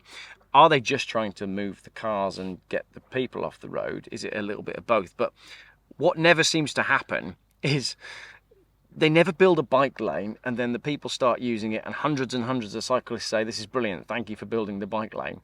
You never see anyone cycling in bike lanes. And trying to move England, today is a beautiful day for a bike ride. Yeah, it's lovely. You're wearing your sunglasses. This morning when I looked out the window, I looked at my sunglasses and I thought, I ain't going to need those today. And this morning, I almost put trousers on because it was that cold and miserable. Now, that is Britain for what, 65, 70% of the year? Or this summer, 90%. Exactly. So, for 70 to 90% of the time, you're going to look out at your bike in the morning and go, oh, nah. And you're going to pick your car key up instead. Especially if you've got children to take to school. Yeah. Right, kids, come on, I know it's raining. Everybody on the tandem. Look, it doesn't work, does it? It doesn't work. It's absolutely... Well, I am a cyclist. Yeah. And I have to say, I don't use the bike lanes. Reason being is, number one, it sounds daft, but they're really confusing because you can come off of them, and then the way that whoever's designed, well, it's councillors that's designed them, and it's councillors that eat corned beef sandwiches with no mayonnaise or salad cream, that's been packed by their wives. I think so. In it. And they go, oh, we'll just do, we put pencil behind the ear, we'll just do that. And then all the stuff and all the rubbish from the roads goes into the bike lane, so you end up skidding and falling off. They do look slippy. They are very slippy, I can tell you. And then if you've got an electric bike, a legal one by the way, then you get overtaken by somebody who's not got an electric bike, because the council and the powers that be have limited them to a ridiculous speed. Yeah. It's pointless. Bike lanes, useless. Bike lanes are about as useful as councillors. I think so. So go on, electric bikes. You've recently got yourself an electric bike. What staggers me about a lot of this electric stuff, the bikes and the scooters, is very much a grey area as to whether it's legal or not. Maybe you can fill me in on what is and isn't. But the speed at which people seem to be going on pavements at the moment is wild. And as well, we were in Cornwall recently, and a guy came flying past on an electric bike wearing just like swim shorts. And it's like you're now going slow motorbike speeds without any of the motorbike precautions that you would take, like proper knee pads and gloves and a helmet and all the sort of basics. So that just seems to me like another accident that's waiting to happen, because a lot of these electric bikes are really quite powerful for what they are. I tested one the other day, off-road, by the way, and it was capable of speeds up to 28 mile an hour, it says on the tin. If you push it, you can get over 30. There are also Surons, which I've ordered a Suron, but for off-road scrambling. It's not an on-road bike, it's an off-road scrambling. So when I'm up at Lake District, I can, whiz around tracks and mountains where nobody is. Yeah. But they are capable, and you see, kids with hoodies on. They're the ones that you see with the kids with the black ones. Yeah. We know the type. Yeah, they're capable of. Well, my girlfriend calls them scallies. I've never heard of that before, but there we go. Didn't you know? She says, "Oh," I said, "I've ordered one of these Surons." She said, "That's what the scallies have." I said, "What are you on about?" I've never even heard of it. The scallyway. Well, I've heard of that. Yeah. A little tearaway or whatever. Yeah. But they're capable of speeds of up to 60 miles an hour. 60 mile an hour. And I got annoyed the other day. And I thought, I've just ordered one of them, but I'm not going to ride it on the pavements or in the public. You won't, But there was a lad, and he was whizzing, and he whizzed by my little lad James and Harriet and Sarah, and I shouted at him. It was through the park in Pudsey and Leeds, and I just went ballistic at him. And he got his hood up. You know, it's very difficult to police. Yeah, it's extremely difficult because the police chased somebody on that. Something happened. Can't go into it, but I believe now that they've been told not to chase them. I think something happened in Cardiff as well, with a very similar situation where police were chasing someone on an electric bike and it all went horribly wrong. And again, don't want to go into it, but I think with this electric stuff, same with electric skateboards as well. I remember that electric skateboards came around and people in London started using them, and it wasn't long before someone was killed because people they don't seem to make the connection. They go, oh, it's a skateboard. I'm used to skateboards. Skateboards go X miles an hour. Yeah. And suddenly you've got something that goes Y miles an hour, and your crash is going to be so much worse. But I don't know from a legislation point of view, how do you regulate that? Because you can't use speed limiters because people would bypass them. And if you use battery power by limiting the battery power, then no one will buy them. So I don't really have any answers. If you try and stop people riding electric bikes, people will ride them illegally. Oh, 100%. Right? You cannot stop them, right? Same with electric scooters. Now, I've got electric scooters. I think they should legalise them, right, and licence them or whatever, because you've got electric scooters that the council have in Nottingham, and they're littered all over the place. They're everywhere. They're a mess. If you had your own scooter, you look after it. You wouldn't leave it just strewn on the sidewalk, on the pavement. And I've got to get out of that, the Americanism. The Americanism. Yeah, you get told off in your comments for your Americanism? I do, because obviously they know I lived there for 12 years, but they need to get away from that. Anyway, but, they leave them everywhere, and it's okay, because the council are making money out of it. And it's interesting, because I think in Paris, didn't Paris remove all of their either electric scooters or electric bikes? Can't remember which they were, and it had been a scheme for a while, and it was sort of universally hated, and then they all got removed at the same time eventually. And it's difficult because there's multiple sides to the conversation, because from a green point of view, well, I'm using my bike instead of using my car. Well, yes, but you're using an electric bike that still has a lithium battery that was still mined in places that we don't want it to be mined, and you're still going to have to plug it in at night using power from the grid, which is predominantly powered by non-green sources, and you go round and round in these sort of weird circles, notwithstanding the fact that there's so many cases of people that have bought cheap Chinese electric things, plugged them in, have them caught fire, and in some cases lost their lives. So how do we say, right, here's the green movement, here's green electric bikes, they're fantastic, and make it work? It's very difficult. I just think you've got to legalise it all, you've got to have legislation on it, and you've got to basically put laws in place so that, yes, you can have an electric scooter. If somebody said to me, yeah, you can have an electric bike and it can go up to, 30 miles an hour, but you've got to adhere to the speed limits, you've got to insure it, you've got to wear a helmet. Wear a helmet, yeah, because you see these scallies again, got with the hoodies on. Yeah. And I'm thinking, if you come off at that speed... Well, like I say, it's all well and good when you're on a BMX. Well, it's not all well and good when you're on a BMX because you can still knock your head. But when you're going so much faster, I just don't think people realise just how much damage you can do. Riding a 28 mile an hour bike, wearing a pair of board shorts, if you come off, you're going to know about it. Do you know what gets me though is, I know this is a long conversation, but stick with us. Everything's going to be like an electric future, right? So you've got electric cars. Yeah. You've got electric bikes, electric scooters. Yeah. You've got all your batteries in your phones. Yeah. Right. Then you've got arguably electric lorries and vans that are coming, because a lot of businesses now have got electric vans. And all this is supposed to be environmentally friendly. Where are they mining this, and where's all the batteries going when they're done? You're not allowed to ask that question. It's going to be massive. There's going to be a mountain of batteries. So it's taller than the Malvern Hills. Basically, yeah, but it's okay because we can't see it. And I think that's the thing. Like, if the Malvern Hills was strip mined to make lithium, right? Well, for starters, all the rich retired people and, the Malvern Hills conservators, they wouldn't be having that. But because it's all done so far away, it's out of sight, it's out of mind. Out of mind, see what I did there? Mind, because the mines are but it's like we're okay with it so long as it happens somewhere else. But I think there needs to be a better connection between where all this stuff comes from at the point that you purchase it. Like you go buy a packet of cigarettes, right, and it's got a picture of someone's rotten lungs, because that's what's going to happen. And I feel like something with a 40 kilo or whatever it is, if it's got 40 kilos of cobalt and lithium in it, you should be educated on where that has come from. Yes, I know in the comments, they're in the phones, we're filming on a phone that's got a lithium battery, but it's about the size and quantities of it. Also, as a consumer, I never asked for a product that included like stuff that has been mined by children. Why can't we be given an option? Can someone open an ethical cobalt mine? Is that possible? Can we get ethical lithium? I don't think so, because the amount of water that is used to process it. In which case, we need to say, we don't want that technology then. And I've said this in videos before.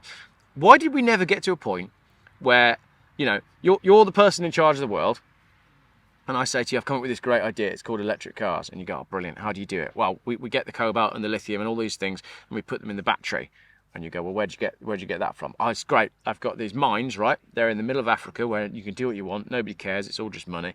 And we've displaced all the people, and we've just got kids getting cobalt out all day long to make the batteries nice and cheap. And at that point, you should go, hang on a minute. We don't want that. Is there a different way of doing it? Is there a way that we can do it that doesn't involve all of that? But what happens is shareholders go, oh yeah, that'll make money. We'll have that. And it just carries on.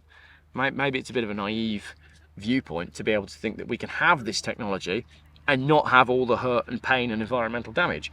And if we can't have the technology without the hurt and pain and the environmental damage, then let's just not have the technology. Let's stick with what we've got.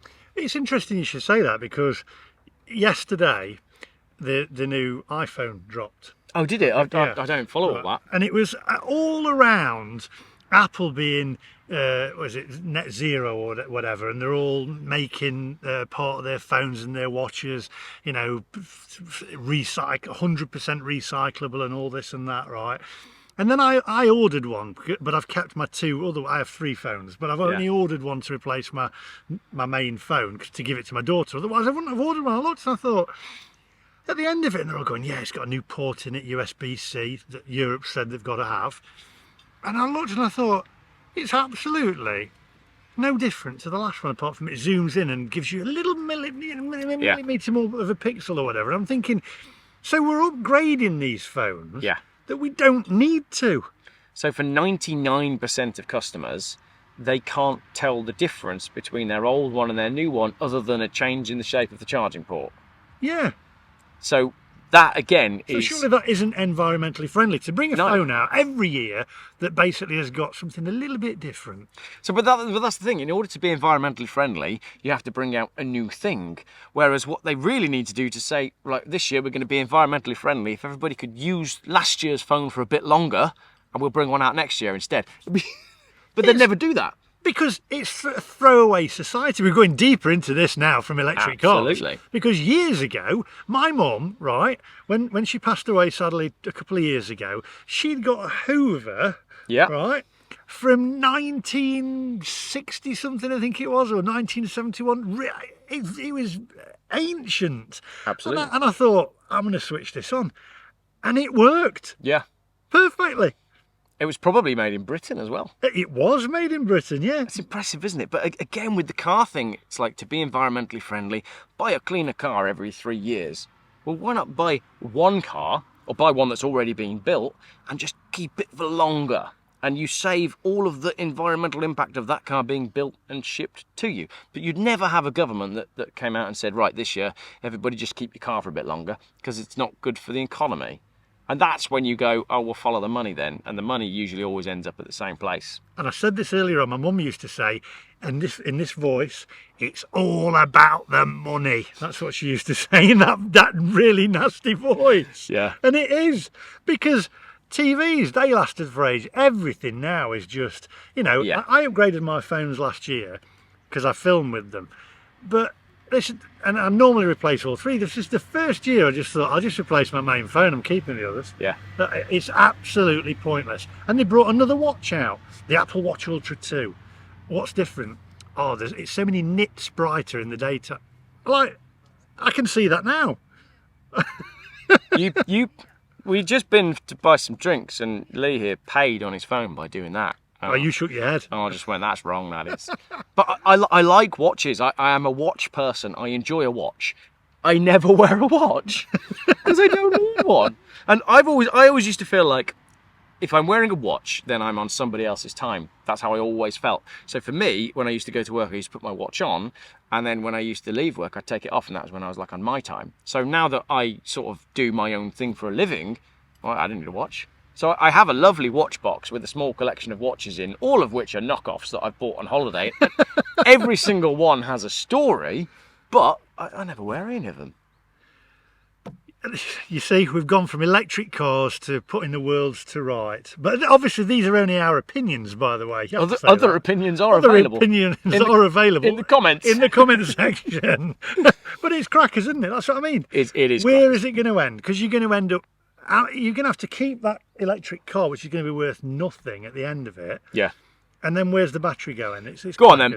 Back to cars, right? Your Taycan. Yeah. How long have you had it now? 2 years? 2 years. 2 years.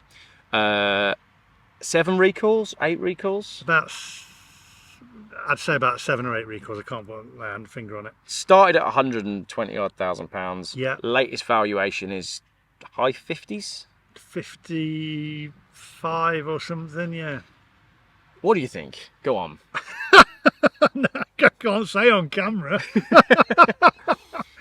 So you don't own it. It's on a lease. It's a lot of people have said this. Is it leased? It's basically a finance deal. So where I paid a deposit on the car, and then I pay monthly. I can tell you what, it's £1,200 a month. Yeah. Right, which is more than a mortgage. It's crackers. Yeah. But obviously. And they also say this, oh, but you make money on the car. Yeah, I make money on the car by making videos about it. But it's more trouble than it's worth, really, because I could make videos about fish and chips or going on an aeroplane to a warmer climate than sitting in a car whinging about it. Yeah. It's just ridiculous, the amount of money that they lose. So does that impact you directly then with the way that car's financed? Instead of, if you were on a lease deal where you effectively rent the car, have you got like a balloon payment at the end then? You at the end of it, you can either pay what's left on it, or you can hand it back, and it should level out, but it's not going to do. Yeah. Because if I handed it back now, what I owe on the car is more than what the car's worth. Yeah, so you end up being... So I can hand it back tomorrow and say, here's 20 grand Yeah. that I haven't got. Yeah. You know, and then Yeah. and I'm out of pocket. So what am I going to do? It's just it's crackers to buy an electric car. And there must be many people who have gone and bought one. You know, I got an inheritance or whatever and gone, I'm going to go buy that new car. I'm going to go buy that new Volkswagen, £35,000 for your electric car, only to then find out that a couple of years later it's worth very, very little. And I was having my car cleaned this morning before you arrived, and there's a BMW iX being cleaned as well. That's probably the lion's share of 100 grand. And I was looking at my car as it was cleaned up, and I was thinking, my car's looking pretty good. It's 160,000 miles. It's a 1998. And I was just thinking, what's that BMW going to be worth? What's the story of that car? Who's going to buy it next on the iX, the electric car? How is it going to map out over the next 20 years? And where does that leave us? You know, from an environmental point of view, again, that car's still running, and I'm going to pass it on to someone who will probably improve it and make it an even better thing. But where are all these electric cars ending up? Especially if your car's been recalled 8 times, then it's early stage technology. So what happens if they come out with, you know, the next Taycan and it has no recalls and it's perfect? Well, who's buying the... It's going to devalue mine. Yeah, exactly. So what does that mean with where all these cars are going to end up? And again, it's concerning for people that have bought them, and it's concerning from an environmental point of view as well. They won't end up in a museum. Anyway, we're going to take a break a minute. I hope it's still recording. It's probably overheated technology.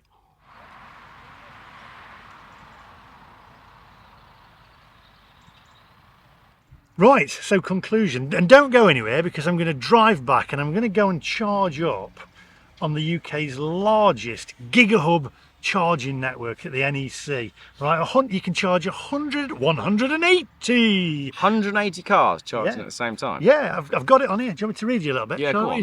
Read me the blurb. Let me make this sound really good. So this is near the NEC, where I guess it makes sense to have it there because it's a huge exhibition centre and people visit it. Yeah, it is.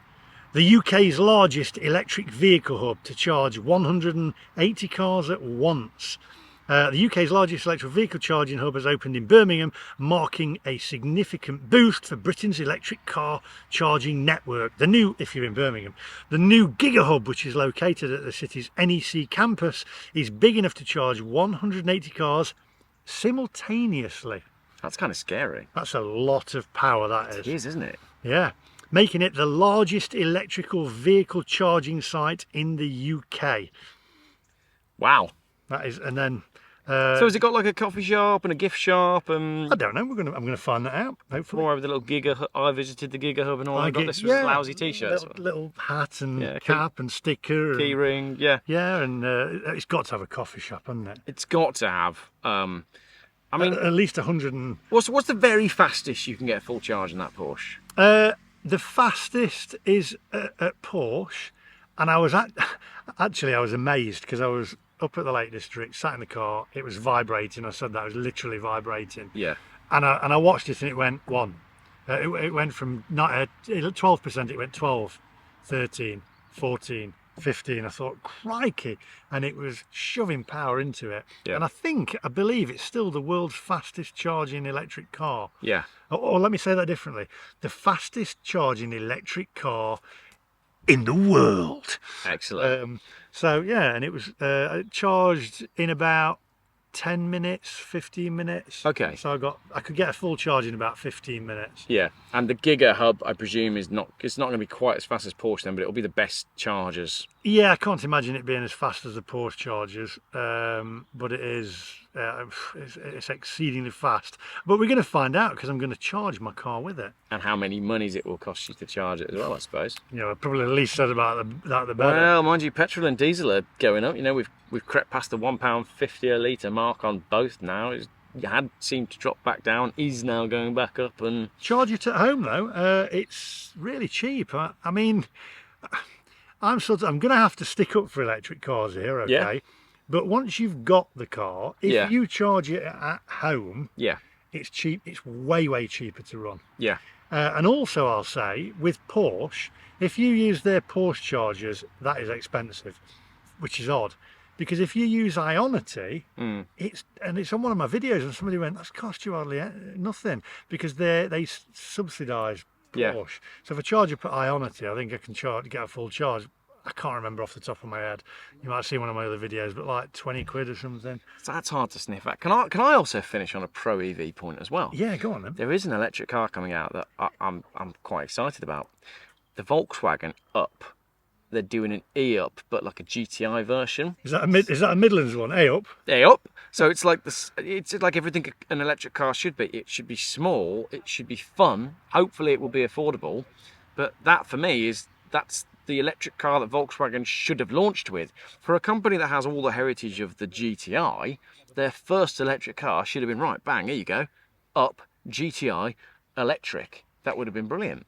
You see, this is where I am pro EV, right? In cities, okay, you don't want smoky cars around or whatever, and you don't want big engine cars in cities, right? But your electric cars, it's where choice comes in again, right? Yeah. Your electric cars are fantastic for run around. Get a little Mini, 100 miles on it, whiz around Nottingham or wherever you are, you know, or Leeds or wherever is down here. Yeah. What's it, Shrewsbury, is it, whatever? Worcester, the big one down here. Yeah, whiz around in your Mini, and it's fantastic. You're not polluting the environment around the cities, it's cleaner air. But for longer journeys, petrol or diesel. I'm inclined to agree. So more honesty on where the materials come from, more honesty on the range and the battery charging and where the power comes from. But I'm not against them as such. I just want them to work in the way that they should work. Allow them to compete in a free market. And I'm aware that there are people that electric cars work really well for. But let's stop pretending that they are something that they're not and that they're doing something that they're not. Yeah. They're not as green. They're not. The range isn't as good. So let's be honest about them and let them compete in a free market. But a little fast, fun Volkswagen electric car might be great. I'll be curious to give it a go. If you're driving around, just driving around your city, in your town, you come back at night, plug it in, back open in the morning, and you're roundabout again. It's great. Yeah. But on a long journey, it just doesn't work.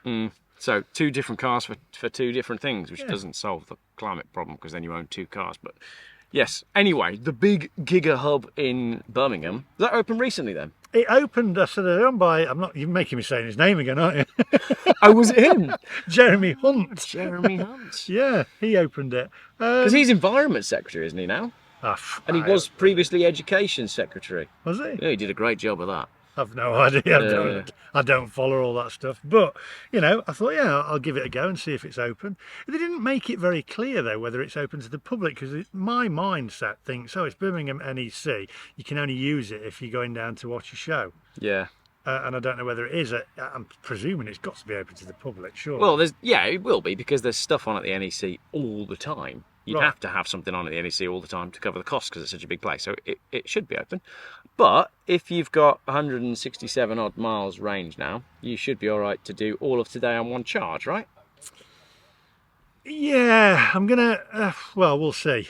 Generally, do you find yourself, like when you're not filming, when you're just out and about, what point do you tend to fill up range-wise? Do you get to like 50 miles and think, I need to find somewhere, or...?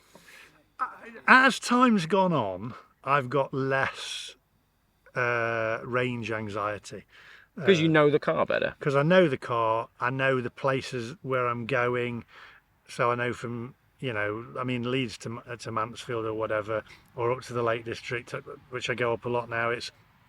I know that there's Porsche on the way there, I can charge up, and I'm up the M1 and there's, a million charges or whatever. Yeah. And all right, they may be being used, but if I'm desperate, I can just wait and then charge. Yeah. So I've got less range anxiety as it's gone on, but the amount of time that I must have wasted waiting for an electric car to charge is nuts. If everything works like the Porsche chargers, and they were everywhere, see, Porsche had it right there. So Porsche, if you're watching, I'm not always, going against your cars. If they had it perfectly right, their chargers and their car, if you can charge an electric car in 10 minutes like their Porsche chargers does, happy days. And again, for me, this is the whole thing that says it's not about the environment and being green. If it was, then every electric car that came out would use the same charging network and the same type of charger. It's like the Apple iPhone thing again, isn't it? Yeah. They should have made it universal, so it's more accessible for people. The fact that they didn't says it's not necessarily about saving the planet, is it? Exactly. What we should do, though, to conclude, I just had an idea, is go on. we should jump in my car, because we're on quite a fast road here. If we jump in my car, we can floor it up that way. Yeah, legally. Legally. Come back, get your car and do the same. And just give the viewers both sides of the story. Okay, so I will drive your car. 2.8 litre 6-cylinder automatic. Pedal into the carpet, and then we'll whoosh along in yours. Is it Wilton? It's pretty comfortable, to be fair. It's pretty good. Yeah, I'm barefoot. I drive everywhere barefoot. So the most important thing for me is nice carpet. I think that's illegal, actually, isn't it? No, it's illegal in flip flops. Is it? Yeah, you can drive barefoot, but not in flip flops. All right. Because your flip flops, if you think about it, you're more likely to get caught underneath the pedals. Whereas barefoot, you've got complete control. Ah, but there's a line here, isn't there? Because you could say, what about Crocs? Crocs are not shoes. Right, okay, so I need the key. Here we go. Blimey. So what do I do with that then? I know this is alien to you, right? But it goes in the ignition on that side and then just turn it. So I just put it in here. Yeah. And then... one click and then another and you should be away. Okay. It's rumbling. Go on, give it some. This is where everybody's looking at us in the pub thinking, what complete buffoons. Old-fashioned gear stick. Into drive, you can do sport with that, I guess, as well. Yeah, it does have a little sporty mode. So, and it's creeping forward. Is there any AC in this? There is AC. It should work. Good, because I am absolutely roasting. Now I can't we're not believe doing this. our range test. Yeah, let's whack that AC on, because it's like being in a sauna. It is warm in here. You see, there's a delay on this. There's a delay. You put your foot down and there's a delay. When you first start this car, it's not quite happy for some reason. So it'd be interesting when you floor it from this junction, if it does it neatly and nicely or if it stumbles a little bit. Okay. But I drove it 100 odd miles yesterday from Reading. And it was joyous. So go right, and then at the end we have a nice big, you can go either left or right. You see it's stumbling a little bit. It's not quite happy for some reason. That's what happens when you buy old cars. Okay. But 160,000 miles. 160,000 miles. So we're going to go right here. Yep. After this I'm going to wait till this fast Jag. It's a Jag. It is. It's a Jag. It's an S. Oh no. Nice one. I'm going to wait. Yeah. Poor people in that Fiat 500 just had a heart attack. I'm going to wait. I'm going to wait till it's safe to do so. Wait until you're confident. I'm confident. I don't know the car yet. Okay. Oh, well, you see, is the delay down to the car, or is it the fact that I am now used to the immediate torque of an electric car? I think it's a combination of things. I think this car, when you first start it, isn't entirely happy, but this is a dinosaur when we compare it to your Taycan. It's a totally different thing. You've got, as you press the throttle, all the pistons need to go on, plant it into the floor. I have to say, it feels slow. Oh yeah, it should do. It's a 2-ton estate car, but it's characterful.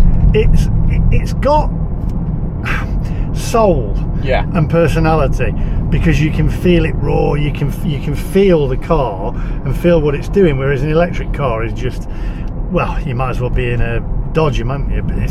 But it has got that immediate power in it. It's what it wants you to do as well, because you're driving an automatic, is you're going to have to slam your foot into the floor to allow the car to then think, hang on a minute, he wants to go, right. He wants a lower gear. There we go. Probably drop down again. It's go. With these big BMWs, they don't come on song until higher in the rev range. See, how heavy is this car compared to my Taycan? My Taycan's heavier than this, isn't it? But this feels heavier than my Taycan. Yeah, absolutely. But that's your instant torque from your electric motors. Oh no. See, this is the problem that you've got now. So, although you've spent a long time telling people that you're going to get rid of your electric car, I couldn't go to this. Exactly. You'd need to go to something very quick, like a 911 Turbo 4S or whatever. And even then, you're not going to have the same throttle response. What, even on a 911 Turbo? You've got to try one. You're going to have to go to a dealer and try one.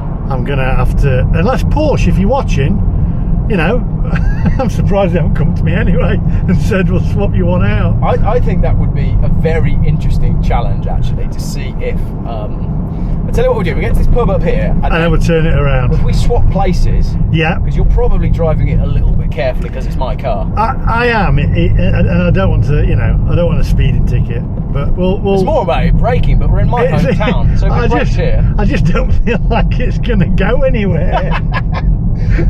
Just after this speed sign. So Yeah, keep going. keep going. Keep going. Right. It feels like I'm sorry. I know it's your car. It feels more of a tortoise than a dinosaur. But that is it left here? next one, that is the result that we wanted. So go left here. I mean, I know you drove that little car the other day, but that was fairly new. This is 1998. This is vintage. Oh yeah. I think. Yeah, if we swap place, if you pop it in park, we can swap places. What, just here? Yeah. Right. Okay. I'm going to park it there. I'm going to leave you guys on. Don't go anywhere. Show them how to drive it. And we'll show them how to drive it. There we go. Good grief. Oh, good grief.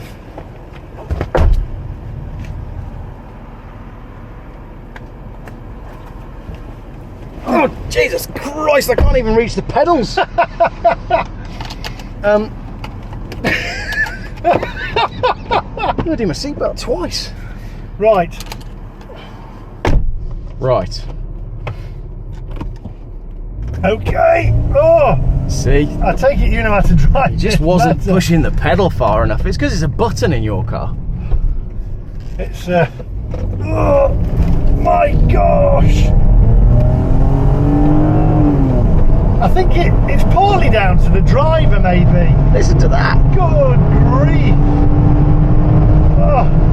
Okay, I'm good now. I'm good.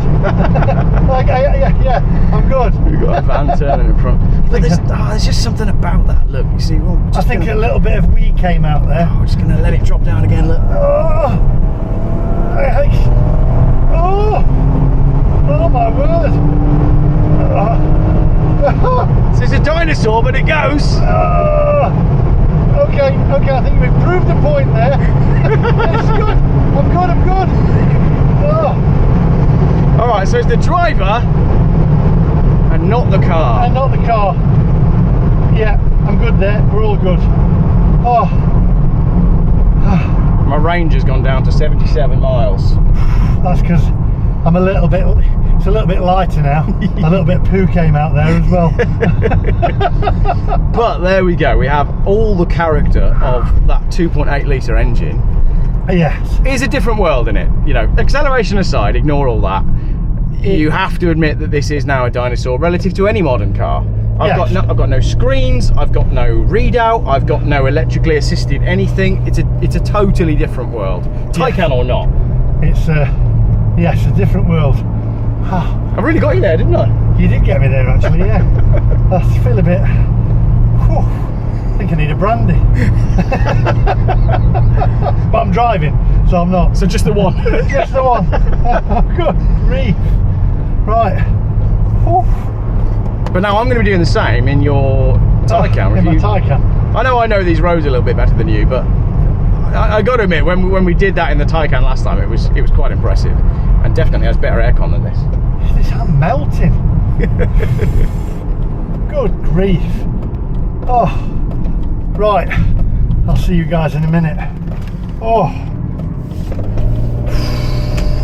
That's why people buy these BMWs, though. It's just something about 6 cylinders. It's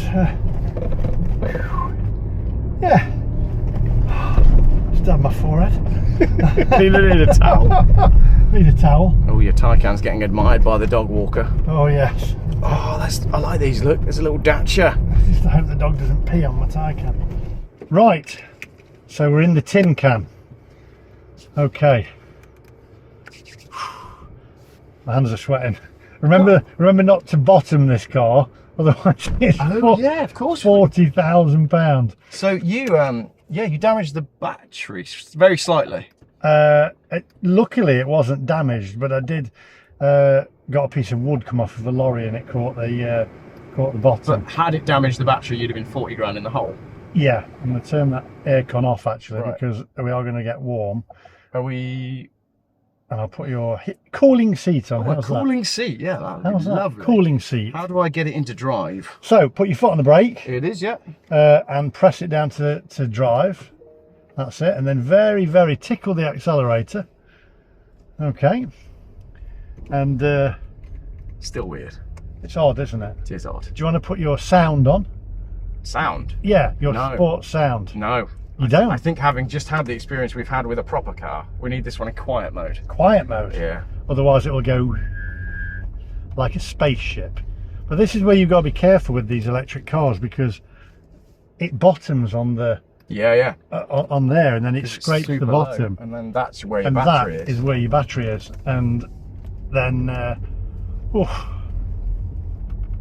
so here we go. So you're having to do that manually because Porsche didn't give me my electric steering column. Oh, hilarious. And they also didn't... I'd rather have a manual one. Yeah, well, I would actually, but they didn't refund my money that they did. Another car coming. Right, I'm going to ease out onto this road, and then I'm going to accelerate the same way we did in the BMW, but I'm not going to do it too hard, Okay. because I know what this car's capable of. It's insane speed. Yeah. So, Give it a minute. There's nothing behind us, nothing ahead. no. Oh! That is crazy. Now that...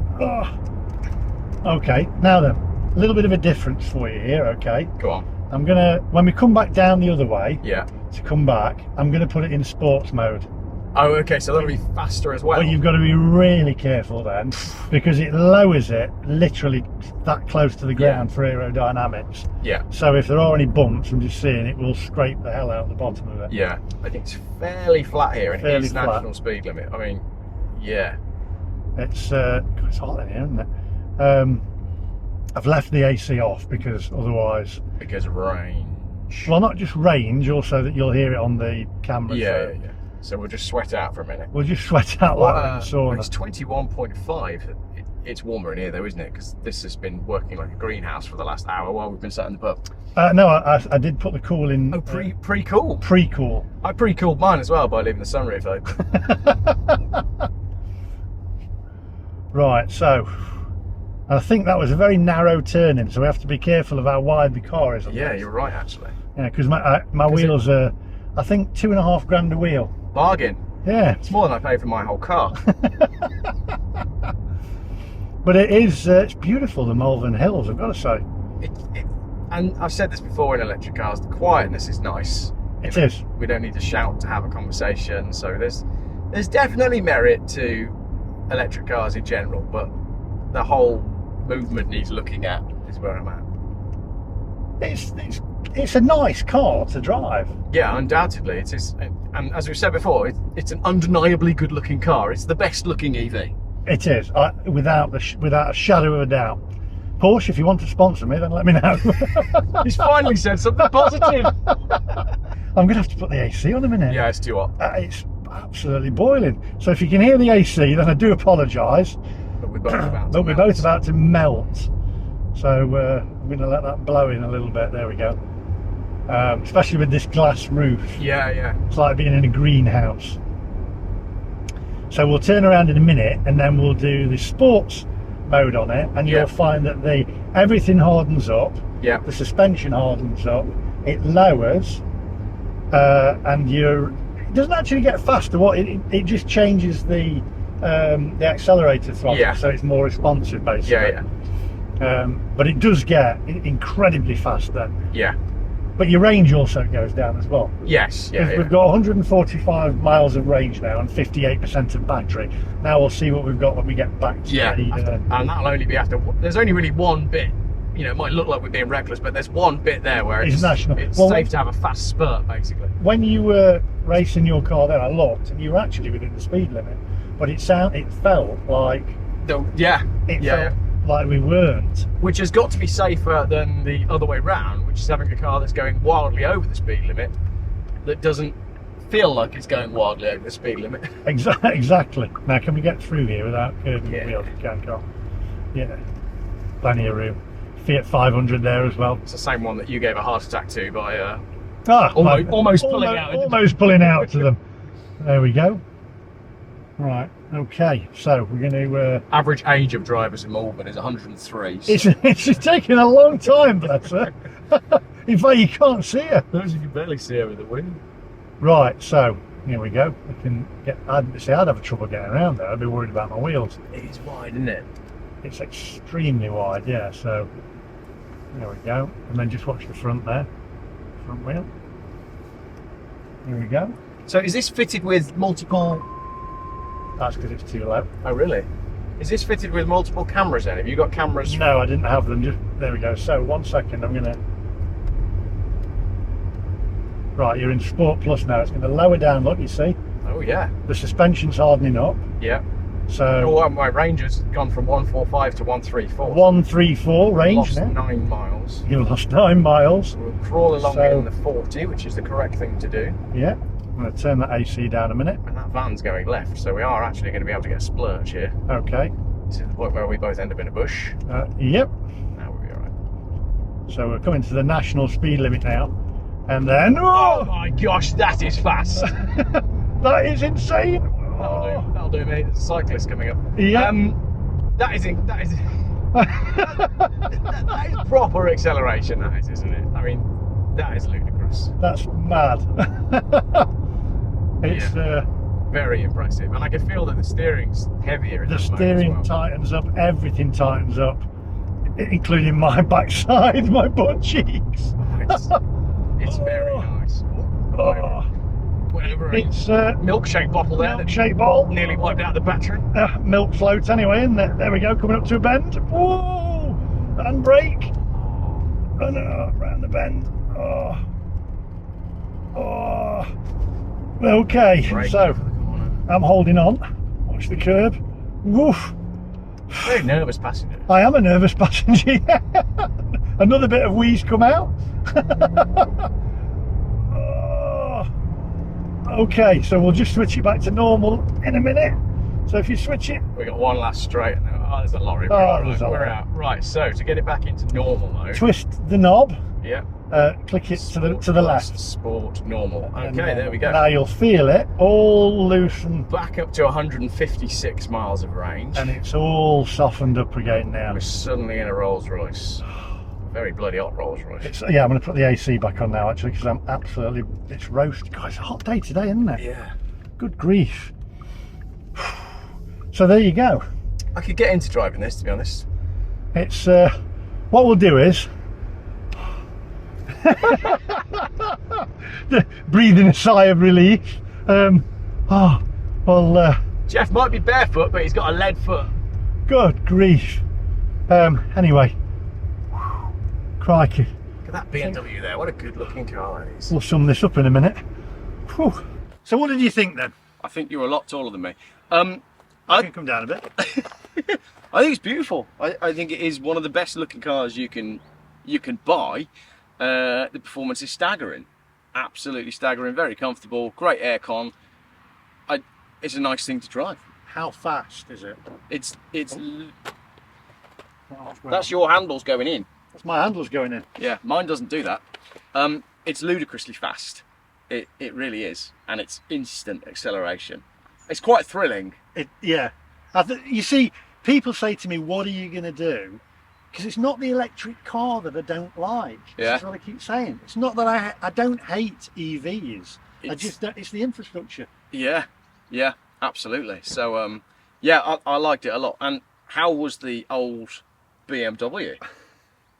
It seemed when I drove it a bit slouchy. Yep. Not so much when you did it, but you still had to thrash it to go that speed. You have to work it, and that's the different thing. This one, you're just gone. Yeah. With an older car like that, there's a bit more thinking. There's more communication between the throttle pedal and all the cables and linkages to make the motor do what it does.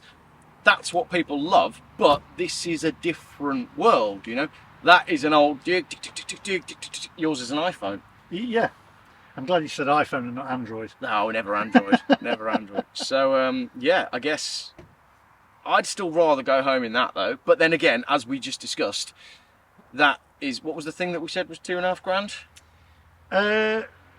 What for my car? The tyres? Tyres. The wheels. The Oh, wheels. one wheel for this car is more than the whole BMW. So because Jeff buys cars, Jeff buys cheap cars, I've always got a default to that. But I think although you hate it, you also love to hate it, because as we've discussed, it'd be quite hard to replace something that gives you that feeling. It's not, you know, people get me wrong, it's not the car that I hate. Yeah.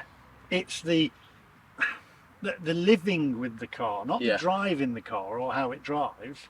It's the infrastructure. If there was infrastructure there, I mean, let's put it this way. NEC that I'm going to. Yeah. You have got to have, how many charges was it? 120? 180. 180, well, 180, wasn't it? 180 charge points compared to a petrol station where you just have to have 8 pumps or whatever. And the cars are in and gone. All right, last question then that we should have addressed earlier. You've owned this car for 2 years. Has living with it got easier? Because it should have done. Yeah, it has. It has. Yeah, as I said earlier on my channel there, it was, I now don't have as much range anxiety as I used to have. Yeah. Because I know the places that I go, I pinpoint where they are now anyway. And okay, sometimes like the other week, the Porsche charger wasn't working, but then I went to the next one and then that was a bit slower, but I had a coffee and I mean, it's easier for me because I work for myself and I can also make a video out of it. But, if I was trying to get from A to B at the quickest possible time, then it would be a bit of a hinder. But no, I mean, it's difficult because people say, oh, you can't have a... To go back to a petrol car now, I'd find it difficult to live with as terms of instant acceleration and torque, because you really do, unless you've driven an electric car, you've just said in there, you don't realise the torque. Yeah, and you could get used to that. You really could. Yeah. You know, having that on tap junctions, traffic lights, all that sort of stuff. Once you've started living with that, it's quite hard to go back. I was in the wrong lane the other day. I'd got somebody with me and they went, oh, you're in the wrong lane. I went, sorry. Yeah. and there's something to be said for that. And I just floored it and they went, whoa! I was like, and then you look in the mirror and they're miles back. Yeah. They cannot keep up with an electric car. No. So we've got some real life stuff there then. So the question of what will you replace it with, I guess deal with that when that question comes around. You know, I've always had Porsche, so it'd be difficult for me not to get another Porsche. And I keep asking them, I've always liked Boxsters, because I like smaller cars, and this car's a beast of a car. And I have said to Porsche, are you going to bring out an electric Boxster? And they said, yes, they're working on an electric Boxster. There's been spy shots of the electric Boxster as well. All right. But it's obviously going to be slightly bigger, and the range is going to be less than what the old Boxster was, but the handling on it was great on the Boxster. So if they had an electric Boxster, I would go for an electric Boxster. That'd be an interesting car, that would. Yeah. So enjoy your trip to the biggest charging charging network in the world. But well, it's in the UK actually. I don't know where the biggest one is probably. I don't know. Probably California somewhere, wouldn't it? Biggest one in the world. Yeah, they're obsessed with electric cars there, aren't they? They are. I'll tell you what I wouldn't have. Go on. A Tesla. Suddenly your comments feed has gone mad. You bought the wrong car. I mean, a Tesla. I mean, there's blimey. Do you know what? I mean, there's more gaps in that than, what's that comedian's teeth? What's his name? The old guy, I can't remember. Oh, I don't know, but they've got their fans and they'll all be here in the comments. Yeah, they're like a religion to themselves. They really are. They really are. Well, I've enjoyed standing leaning on your car looking at mine. Oh, there's a thing, isn't it? Well, I'm glad I'm taking mine back home. So. Well, it's a good job that you are. Right, thank you very much for coming down to see me again. Yeah, so thank you for watching, and there you go. I'm going to head off to Birmingham now. Next time Lee's here, we're going to have a 69, my 1969 Renault. Ooh. Which would have been in use today, but it's got no brakes at all. Can you not slow down some other way? Well, like the Flintstones. Yeah, we could have put our feet out. Yeah, you've got bare feet like Fred Flintstone.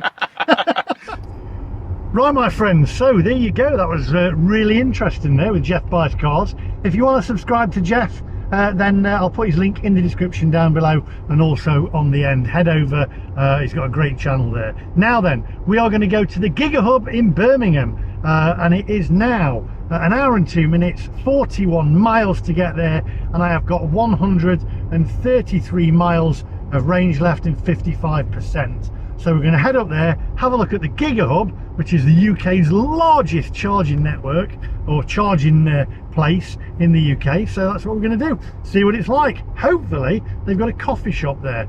In fact, they must have a coffee shop there. Come on, I mean, if they haven't, then you need about 4 or 5 Starbucks. In fact, you're going to need more, aren't you?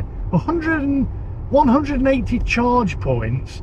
All them people, if they're full up, you're going to need a lot of coffee there as well, aren't you? Anyway, come on, onwards, my friends.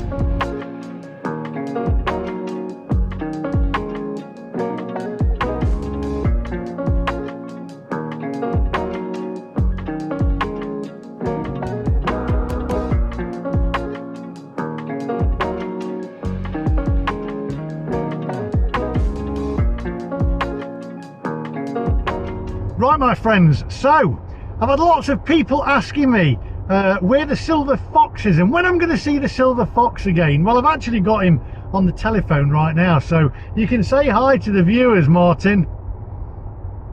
Am I going to get paid eventually? Are you going to owe me from like the first video? I still owe you from the first video. I'll pay. I feel like I'm in a Morecambe and Wise skit when they come on and they're expecting to get paid and they never bloody do. Hey, it works the other way around. I'm good, everything's good. Now then, I'm actually on the, what? are we going to tell them? We're going to plan on meeting up again soon. We're not certain yet, but it may be that we might, can't say for definite, I'll definitely see him again in the next couple of months, but it might be. Are we going to Australia together? No, I'm going to Australia on my own. We're going to go to New Orleans. Oh, you are? Yeah, sounds like a plan to me. So New Food's Orleans, great down there. One of my favourite places, best restaurants in the States down there. That's it. So there we go. And failing that, I'll just come and see you and crash in your spare room again.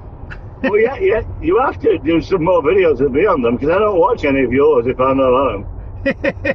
Well, you do get the figures up. You do get the figures up. So there we go. It's grown back. It's down to the back of my neck now. Your ponytail is back. Oh yeah.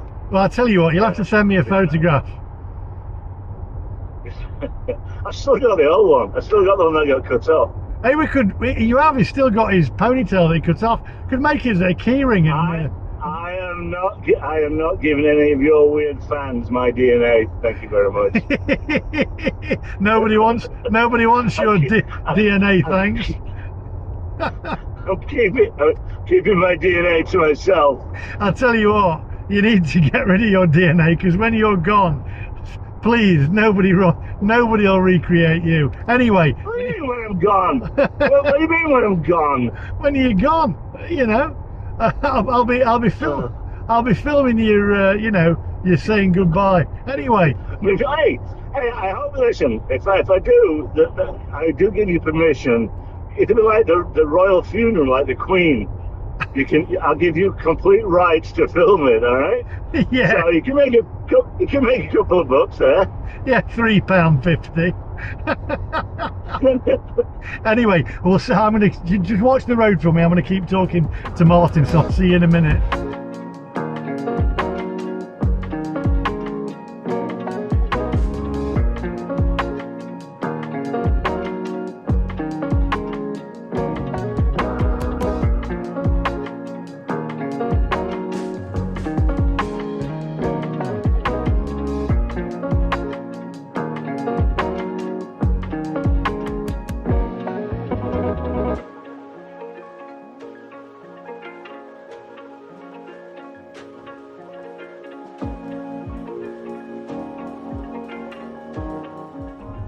Right, okay, so it says it should be around here somewhere, and I'm hoping there's a toilet there as well, because I need a wee-wee. Like my little lad says, need a wee-wee, need a wee-wee. I desperately need one. Right, let's get around here and find it. It should be around here somewhere. Bear Grylls, Starbucks, drive-through. Yes, so there is a Starbucks. Oh, hang on a minute, wrong way. To go here, round round the roundabout, take the second exit. Let's get around here, move out my way, Tesla. There we go. And then left into here, and this should be it. Turn left. Here we go. The UK's largest. Oh no, are you having a laugh? In 700 feet. That's wrong. It's closed. Right, well, I don't know what's going on here now. It's asking me to turn around. So, it's not very well signposted then, is it? Because that sat-nav has took me to an empty car park. Now it's telling me to go around the roundabout and turn around again, but I don't think the traffic lights are going to allow me to do that. So I might end up back on the motorway again. Brilliant. This is not going well. To try and find it. Where are we going? Right, okay, so it says ultra fast charging, EV ultra fast charging. Okay, so is this it? Surely this has got to be it. There's a Starbucks there. Are there any toilets there? That's the thing. Yeah, this has got to be it. There's a Starbucks there and all this. Yeah, this is it. Here we go. Oh, have I gone past it? Hang on a minute. Here we go, let's get in here. Right, let's pull into here. Is this right? Hang on a minute. EV BP Pulse. Electric vehicle parking only. Here we go. What does it say though? Destination is on your right. Pay online before you leave car. Maybe. I don't know. Am I supposed to do here? Am I supposed to pay? Electrical vehicle parking only. It's not clear. Use the intercom and our staff will let you in. Pay online before you leave car. £17.95. So have I got to pay £17.95? I don't want to do that. Surely not. Hang on a minute. Let me back out of here a minute. Wait a minute. Surely this can't be right. Right. I'll tell you what, let me just sort this out, and then this is confusing. I don't want to have to pay to charge my car.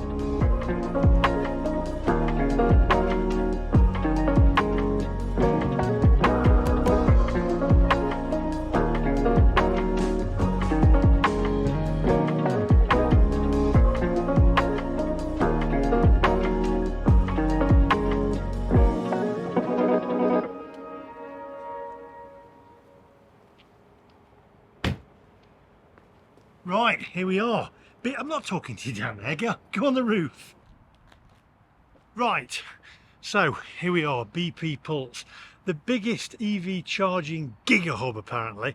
It's a bit confusing though with the car park over there because it said you have to pay, so I'm not sure what that's all about, but there's lots of different charging points there, and then these ones over here as well.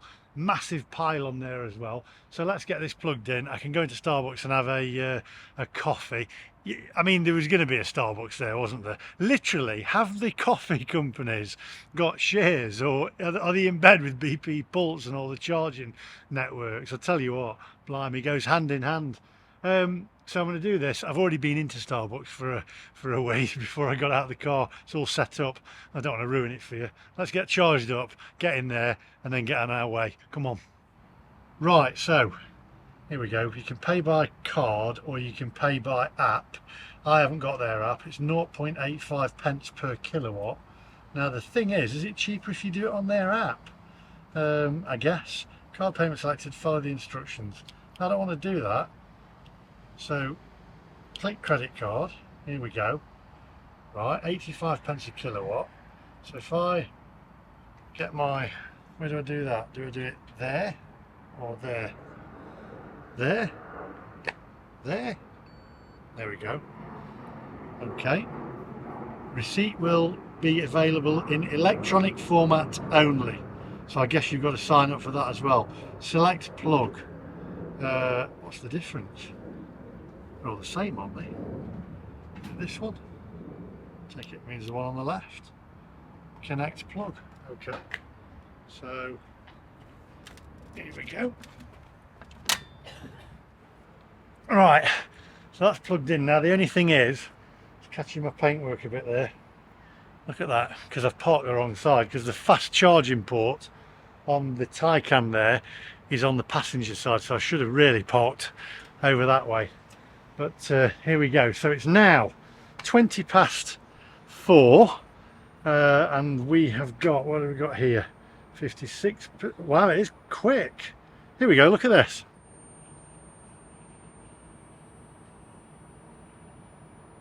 Right, so let's have a quick look around then. So we've got over here, you've got all the different charging points there, the high powered ones, look.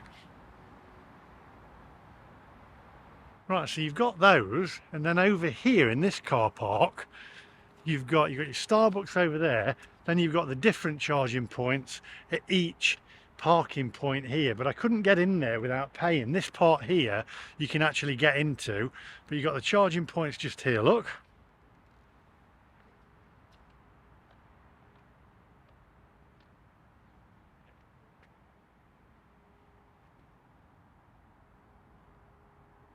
But the thing with these charging points is you need your own cable for those ones. Now, I have the cable, but you don't get it. Or with my Porsche, I had to buy the cable, so you don't get a cable with your car to charge it. I don't know whether they're as high powered either. These ones are obviously the high powered ones. But I mean, there's 2 on each one. But it said there's 180. Where are the rest? Or are they counting all these small ones as well? Let me know in the comments section. Different plug socket on that one as well, because there are different charges. It's like having Betamax and VHS, isn't it? Just look at this though, this pylon in here, and the amount of electricity that it's got to have. That's mad. Right, well, I'm going to go and get a Starbucks coffee. I don't need all that much charge to get back, so I'll grab myself a coffee and then we'll summarise this up and wind it up. So come on, let's get in there.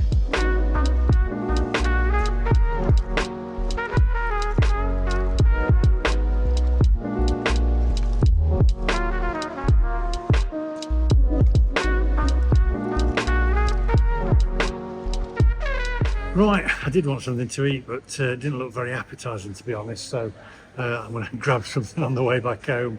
I got my Starbucks anyway, so I'll drink this and I'll see you outside.